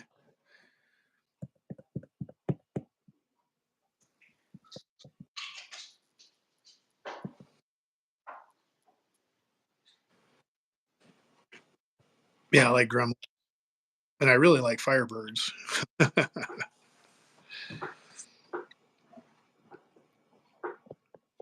Me and Chris Testa were joking that this year at the No Name Nationals, we were going to trade his '69 Firebird for my Jack Pine Savage. And the sad part is, I was probably more serious about it than he. Race them for titles. What's that? Race them for titles. No, he just mentioned doing an even trade, and dude, Hmm. I really would. He's got that. What Firebird? It's a '69 Firebird. It's that brown one. It's on one of my videos, but Okay. it's a 4-speed 350 car. He's redone the bodywork and painted it, and the interior is all new. It's a sweet ride, and you could drive it anywhere. You know, you could take it on trips like you do. You know, because he drove it from Pennsylvania there and back. The only thing he didn't like about it was the power steering was too non-responsive, so he fixed that. Even put a different uh, ratio power. So I'm kind of like, man, it would be nice to have a nice car like that. Instead, I'm going to wind up with two kind of race cars.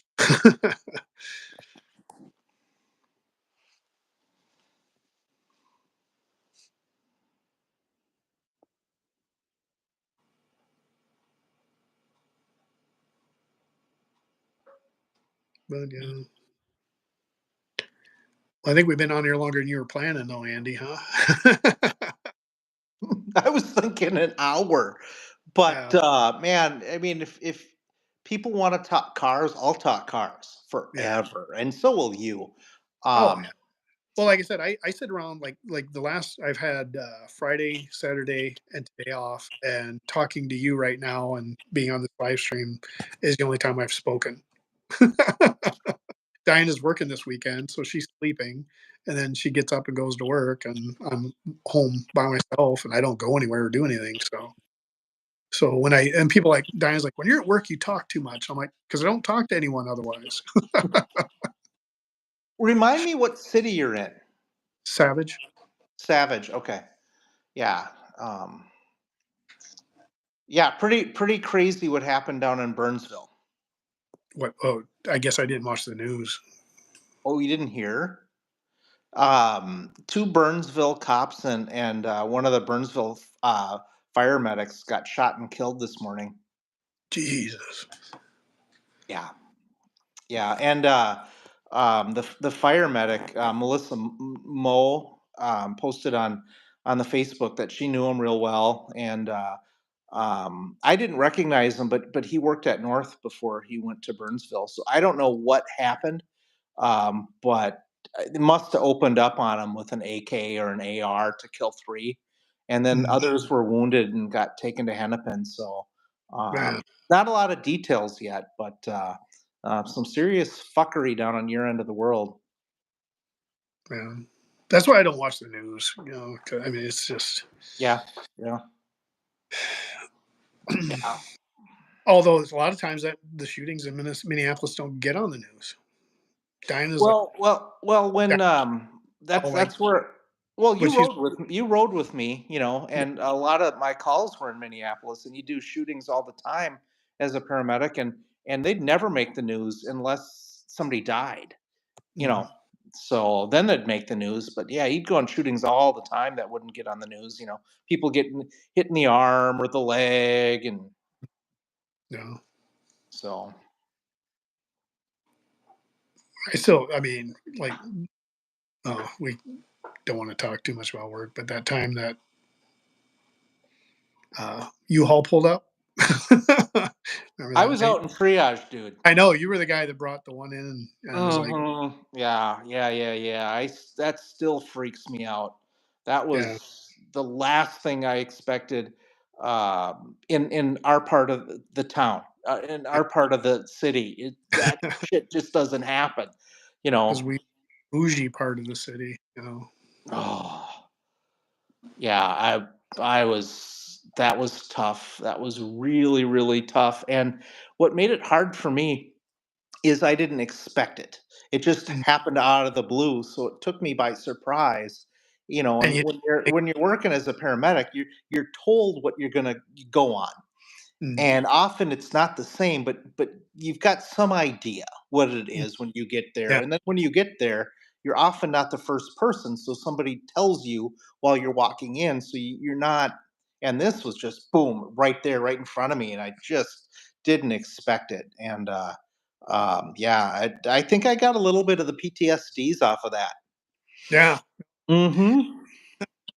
That's part of the reason I can't like. That's why I had to give up doing charge too, is because just dealing with all the different crap and stuff. But yeah, that's why. Yeah, That's that why, like, that U-Haul thing, man, I will never forget that. That was some of the wildest shit I've ever seen.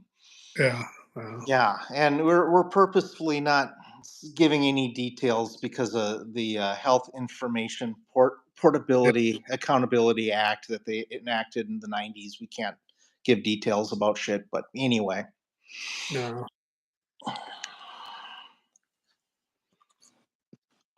yeah, Anyway, yeah. yeah, we should probably wrap it up here in the next I'm 5. actually 9% on my battery too, so Yeah, it'll be. that's why I've been going up and down because I've been having to come up to my charger and then go back down to where I want to be. So, yeah, I tell you Well, what, this has been really cool, and we've been sitting here just and what's cool is the chat has had its own life, and oh, the people in the chat are just talking to themselves, and we've just created the medium for this little community to get together and This has been outstanding, and I look forward to subscribing to all these YouTube channels here and watching your all videos. And yeah, so it was an Yeah, honor to be invited on here, Mark, and yeah, this was really fun. yeah. And like I said, I like to try to do these more often, and it'd be nice to have like more people on, and And we'll have to. next time you do one of these, I'm going to be down in the chat trolling you. Yeah. And Dust Devil, yeah, I'll have to. I'll keep that in mind. The hard part is when I go down to see my mom, I want to try to spend as much time as I can, with her. But she likes road trips. But uh, usually it's like I make big plans, like to kind of go do stuff. But when it comes down to it, I just kind of spend most of my time with her. But I would like to come out and see your shop, knowing it's not that far. Um, Maybe like on my day that I'm leaving or something, swing by and then head on up from there.